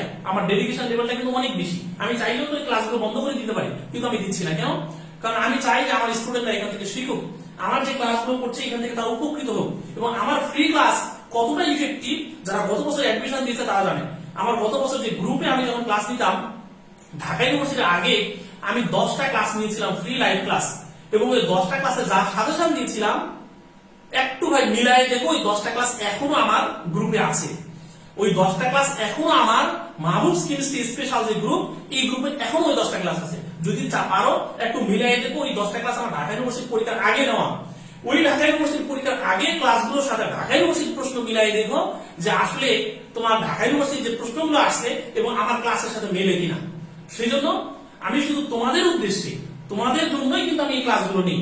কিন্তু তোমরা যদি ক্লাস থেকে বের হয়ে যাও, তোমরা যদি ক্লাস না করো, তাহলে কিন্তু আমার আর সত্যিকার অর্থে ভালো লাগবে না, ঠিক আছে? ওকে, আচ্ছা সবাই, আমার মনে হয় সবার এনার্জি আছে।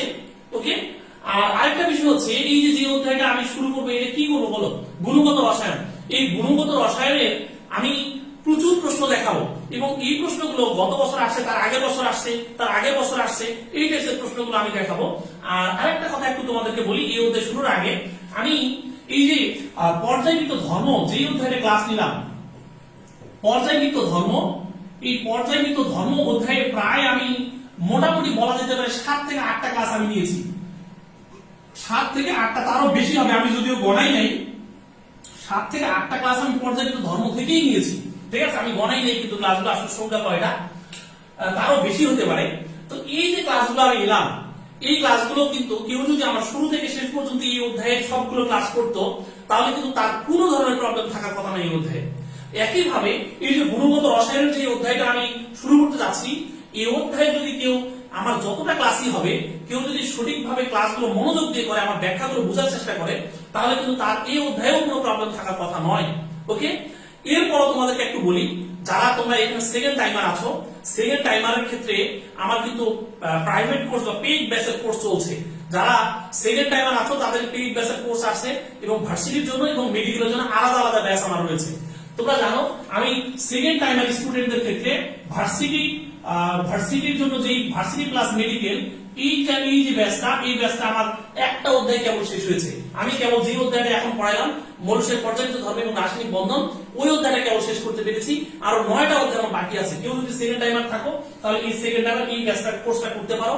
আমার বিশ্বাস কেমিস্ট্রি নিয়ে তোমার আর সেকেন্ড পুরো টিচারের কাছে যাওয়া লাগবে না, ঠিক আছে? এইটা একটা, এবং এই ব্যাচের কোর্স ফি হচ্ছে 3060 টাকা, ঠিক আছে? এইটা একটু বলে নিই।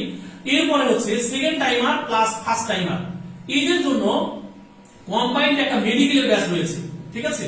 এই মেডিকেলের ব্যাচটাও হচ্ছে আমার একটা অধ্যায় শেষ হয়েছে, সেটা হলো এই অধ্যায়টা শেষ হয়েছে। কেবল এই মেডিকেলের ব্যাচে কেবল এই অধ্যায়টা শেষ হয়েছে, একটা অধ্যায় শেষ হয়েছে। আমি আরো 9টা অধ্যায় পড়ে আছে। এই ব্যাচে আমার কোর্স ফি রেখেছি, আমি একদম রিজনেবল একটা কোর্স ফি রেখেছি, সেটা 2040 টাকা। আর ফার্স্ট টাইমার যারা একদম ফার্স্ট টাইমার, তাদের ক্ষেত্রে, ফার্স্ট টাইমারদের ক্ষেত্রে আমি নতুন একটা ব্যাচ শুরু করেছি। জাস্ট গতকাল পরশুদিন ক্লাস হয়েছে, আজকে একটা ক্লাস হয়েছে, অর্থাৎ 2টা লেকচার নিয়েছি মাত্র ফার্স্ট টাইমারদের জন্য। সেটা হলো ভার্সিটি, মেইনলি এই কোর্সটা হলো ভার্সিটির জন্য। এই ভার্সিটির এই কোর্সটা প্রায় ক্লাস সঙ্গে অনেক 50টা মতো ক্লাস হবে। এখানে কিন্তু আমি 3060 টাকা কোর্স ফি রেখেছি এবং এইখানে তোমরা দেখবা যে আমাদের এই জায়গাতে ক্লাস সংখ্যা হবে প্রায় 60টা লাইভ ক্লাস। ঠিক আছে, 60টা লাইভ ক্লাস। এখানে ক্লাস সংখ্যা হবে 50টা লাইভ ক্লাস, 45টা লাইভ ক্লাস। ঠিক আছে, এরপরে হচ্ছে এই জায়গাতে আমাদের 50টা লাইভ ক্লাস হবে। তো যারা আমার এই কোর্সগুলো করতে চাও, যাদের টাকা পয়সার প্রবলেম নেই, তারা আমাদের যদি এই কোর্সগুলো করতে চাও করো, ইনশাআল্লাহ তোমার কেমিস্ট্রি সেকেন্ড কোনো টিচারের কাছে যাওয়া লাগবে না। ঠিক আছে, আর যাদের টাকা পয়সার প্রবলেম আছে তারা ফ্রি ক্লাস করো, এবং কিছু যাদের টাকা পয়সার খুব বেশি সমস্যা আমার সাথে পার্সোনালি কথা বলে আমি কিছু কোর্স ফি ডিসকাউন্ট দিব। যদি যাদের পার্সোনালি প্রবলেম আছে, টাকা পয়সার সমস্যা আছে, এমন যদি কেউ থাকে, অনেক গরিব স্টুডেন্ট রয়েছে আমাদের গ্রুপে, এটা আমি জানি। বাংলাদেশের বিভিন্ন জায়গাতে অনেক প্রত্যন্ত এলাকা থেকে আমার ক্লাসগুলো দেখে।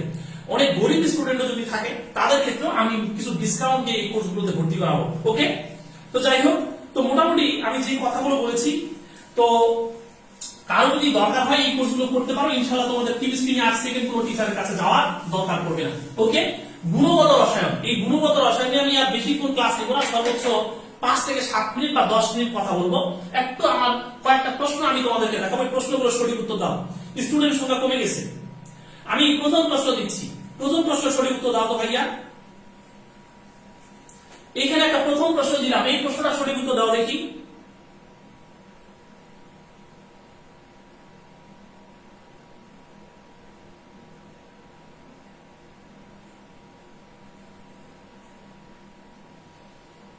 গুণগত রসায়নের প্রথম প্রশ্ন সবাই পারে, এই প্রশ্নের উত্তর কে না পারে, দেখো সবাই পারে। এই প্রশ্নের সঠিক উত্তর কি হবে? ইলেকট্রনের ভর কত? একটু কমেন্টস করো সবাই, ইলেকট্রনের ভর কত কে না পারে?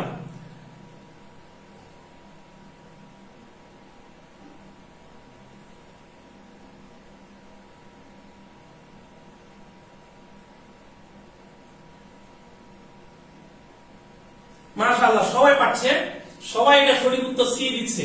থ্যাংক ইউ সবাইকে। এইগুলো নিয়ে আমার বলার কোনো দরকার নেই, তবে আমি তোমাদেরকে এই প্রশ্নের ব্যাখ্যা দিই। দেখো, ইলেকট্রন এইটা হচ্ছে স্যার জে থমসন আবিষ্কার করেছেন, যার ভর হচ্ছে 9.1 × 10⁻28 গ্রাম। প্রোটন এটা আবিষ্কার করেছেন বিজ্ঞানী রাদারফোর্ড, এবং ইলেকট্রন আবিষ্কার করেছেন যখন স্যার জে থমসন আবিষ্কার করেন, ক্যাথোড রশ্মি পরীক্ষার সময় এটা আবিষ্কৃত হয়। এবং এর ভর হচ্ছে এটা, প্রোটন যেটা এটা আবিষ্কার করেছে বিজ্ঞানী রাদারফোর্ড, এর ভর হচ্ছে 1.673 × 10⁻24 গ্রাম। ঠিক আছে, যেটা নিউটন, এর নিউটন একটা ভর রয়েছে 1.675 × 10⁻24 গ্রাম, এবং এইটা আবিষ্কার করেছেন বিজ্ঞানী চ্যাডউইক। ঠিক আছে, তাহলে দেখো আমি এখানে কি কি তথ্য দিলাম। ইলেকট্রন আবিষ্কার করেছেন কে? বিজ্ঞানী স্যার জে থমসন। ক্যাথোড রশ্মির পরীক্ষার সময় এটার অস্তিত্ব প্রথম খুঁজে পাওয়া যায়, যার কারণে অনেকে ক্যাথোড রশ্মিকে ইলেকট্রন বলে থাকে। ঠিক আছে, এরপরে এইটা হচ্ছে প্রোটন। প্রোটন আবিষ্কার করেছেন কে? বিজ্ঞানী রাদারফোর্ড। এরপর নিউটন আবিষ্কার করেছেন কে? বিজ্ঞানী চ্যাডউইক। এদের ভর কত? এই ভর বলে এমন, যদি তুমি ভরের একটা সঠিক ক্রম দেখো তাহলে দেখবা এই ভরটা হচ্ছে সবচেয়ে তুলনামূলকভাবে বেশি, অর্থাৎ নিউটনের ভর সবচেয়ে বেশি, তারপরে আসছে প্রোটন, তারপর হচ্ছে ইলেকট্রন। ওকে, আমি যে তথ্যগুলো দিলাম এই তথ্যগুলোর ভিত্তি করে আর সর্বোচ্চ 5 মিনিট প্রশ্ন দেখাবো। আসো কিনা? স্টুডেন্টের সংখ্যা কিন্তু কমে যাচ্ছে ভাই, স্টুডেন্টের সংখ্যা কমে যাচ্ছে।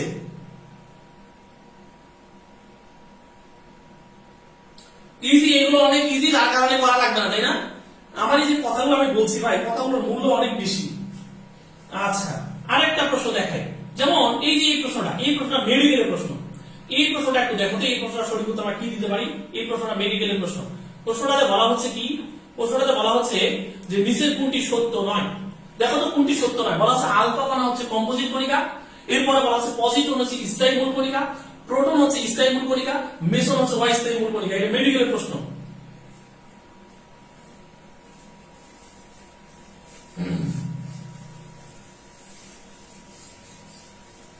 পারবে না?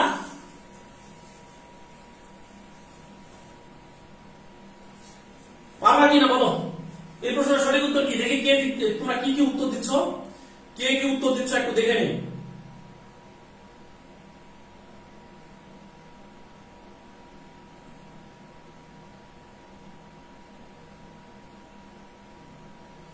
মাশাআল্লাহ, সবাই সঠিক উত্তর দিতে পারছে।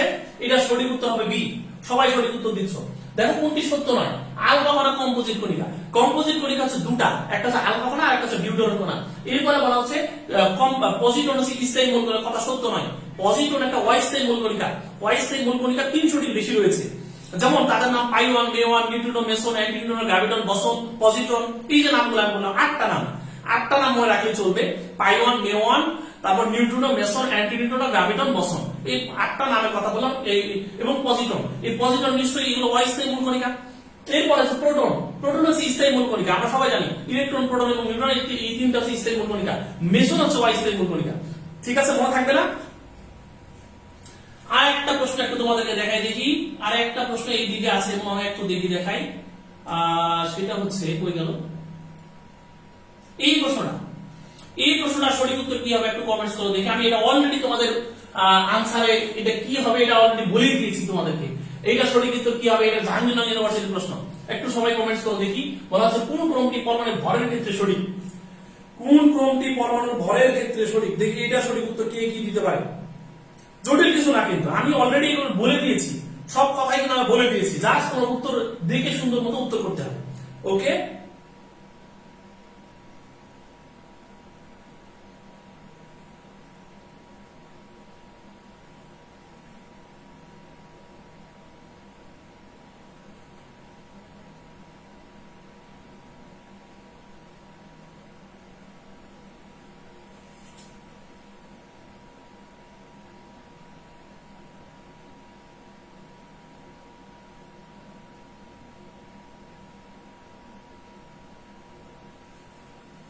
যাক মাশাআল্লাহ, সবাই সঠিক উত্তর দিচ্ছে, একদম সি সি সি সি বলে ভরায় গেছে। ওকে, থ্যাংক ইউ সবাইকে, অনেক অনেক ধন্যবাদ আজকের ক্লাসটি করার জন্য। তবে আজকের ক্লাসটি তোমাদের জন্য অনেক ইম্পর্টেন্ট ছিল, কারণ আজকে যে টপিকস গুলো নিয়ে কথা বলেছি, সত্যিকার অর্থে এই টপিকস গুলো নিয়ে লাইভে কেউ আসে না। কারণ হাইড্রোজেন বন্ধন এমন একটা টার্ম, এই টার্মটা নিয়ে তুমি কয়জনকে লাইভ ক্লাস নিতে দেখেছো? অক্টেট নীতি এমন একটা টার্ম, এই টার্মটা নিয়ে তুমি কয়জন লাইভে ক্লাস নিতে দেখেছো? এই যে ইলেকট্রন, প্রোটন, নিউট্রন, এগুলো তো খুবই ইজি জিনিস, এগুলো সবাই পারে। কিন্তু যেগুলো অনেক বেসিক জিনিস, সেই বেসিক জিনিসগুলো কিন্তু কেউ লাইভে আসে না এই জিনিসগুলো নিয়ে। কিন্তু তারপরও আমি আসি কেন, যে আমার স্টুডেন্ট গুলো একটু শিখুক। তো যাই হোক, আজকের ক্লাস থেকে তোমরা কত কিছু শিখতে পেরেছো, তাই না? অনেক কিছু, একটা ক্লাস থেকে অনেক কিছু তোমরা শিখতে পারছো। এবং তোমরা যদি আমার পাশে থাকো, তোমরা যদি আমার ক্লাসকে পছন্দ করো, আমার ক্লাস যদি তোমাদের ভালো লাগে, আমি ইনশাআল্লাহ এই ক্লাস কন্টিনিউ করে যাব যতদিন তোমাদের 10টা অধ্যায় শেষ না হচ্ছে। এবং যদি পার্টিসিপেন্ট আরো বেশি হয়, তাহলে আমি অবশ্যই আবার তোমাদের এই ক্লাসের সংখ্যা আরো বাড়াই দিব। ঠিক আছে, ক্লাসের সংখ্যা আরো বাড়াই দিব। ওকে, তো যাই হোক, তোমাদের কাছে আমার রিকোয়েস্ট থাকবে ক্লাসগুলো একটু দেখবা, নোট করবা। আর নোট গুলো পারলে হচ্ছে আমার গ্রুপে শেয়ার দিবা। ঠিক আছে, গ্রুপে শেয়ার দিবা। আর তোমাদের কাছে আরো একটা রিকোয়েস্ট, তোমাদের যারা ফ্রেন্ড রয়েছে, তাদের যারা আত্মীয় স্বজন রয়েছে, তাদেরকে একটু আমার এই পেজটাতে লাইক দেওয়ার জন্য বলবা। ঠিক আছে, এই পেজটাতে লাইক দেওয়ার জন্য বলবা, কারণ এই পেজটা কিন্তু আমার, তুমি দেখবা যে এই পেজের থেকে যে যতগুলো ক্লাস আমি নিই, প্রত্যেকটা ক্লাস অনেক শিক্ষণীয় ক্লাস। এখানে এমন কোনো কিছু হয় না এই পেজের মধ্যে লাইক দিলে তোমার ক্ষতি হবে, ইনশাআল্লাহ এমনটা হবে না। এই পেজের মধ্যে বা তোমার ফ্রেন্ডরা যদি এই পেজে লাইক দেয়, তাহলে ইনশাআল্লাহ এই পেজ থেকে সে অনেক কিছু শিখতে পারবে। যারা ইন্টারমিডিয়েট অবস্থায় রয়েছে, ফার্স্ট ইয়ার, সেকেন্ড ইয়ার, তাদেরকেও বলবা যেন এই পেজে একটু লাইক দেয়। তো যাই হোক, আজকের ক্লাসে শুরু থেকে শেষ পর্যন্ত যারা রয়েছে, সবাইকে অনেক অনেক ধন্যবাদ। অনেক অনেক তোমাদের জন্য শুভকামনা রইল। এবং নেক্সট ক্লাস ইনশাআল্লাহ আবার সামনের সোমবারে সবার সাথে দেখা হচ্ছে। সেই পর্যন্ত সবাই ভালো থাকো, সুন্দর থাকো, সুস্থ থাকো। আল্লাহ হাফেজ। আসসালামু আলাইকুম ওয়া রাহমাতুল্লাহি ওয়া বারাকাতুহু।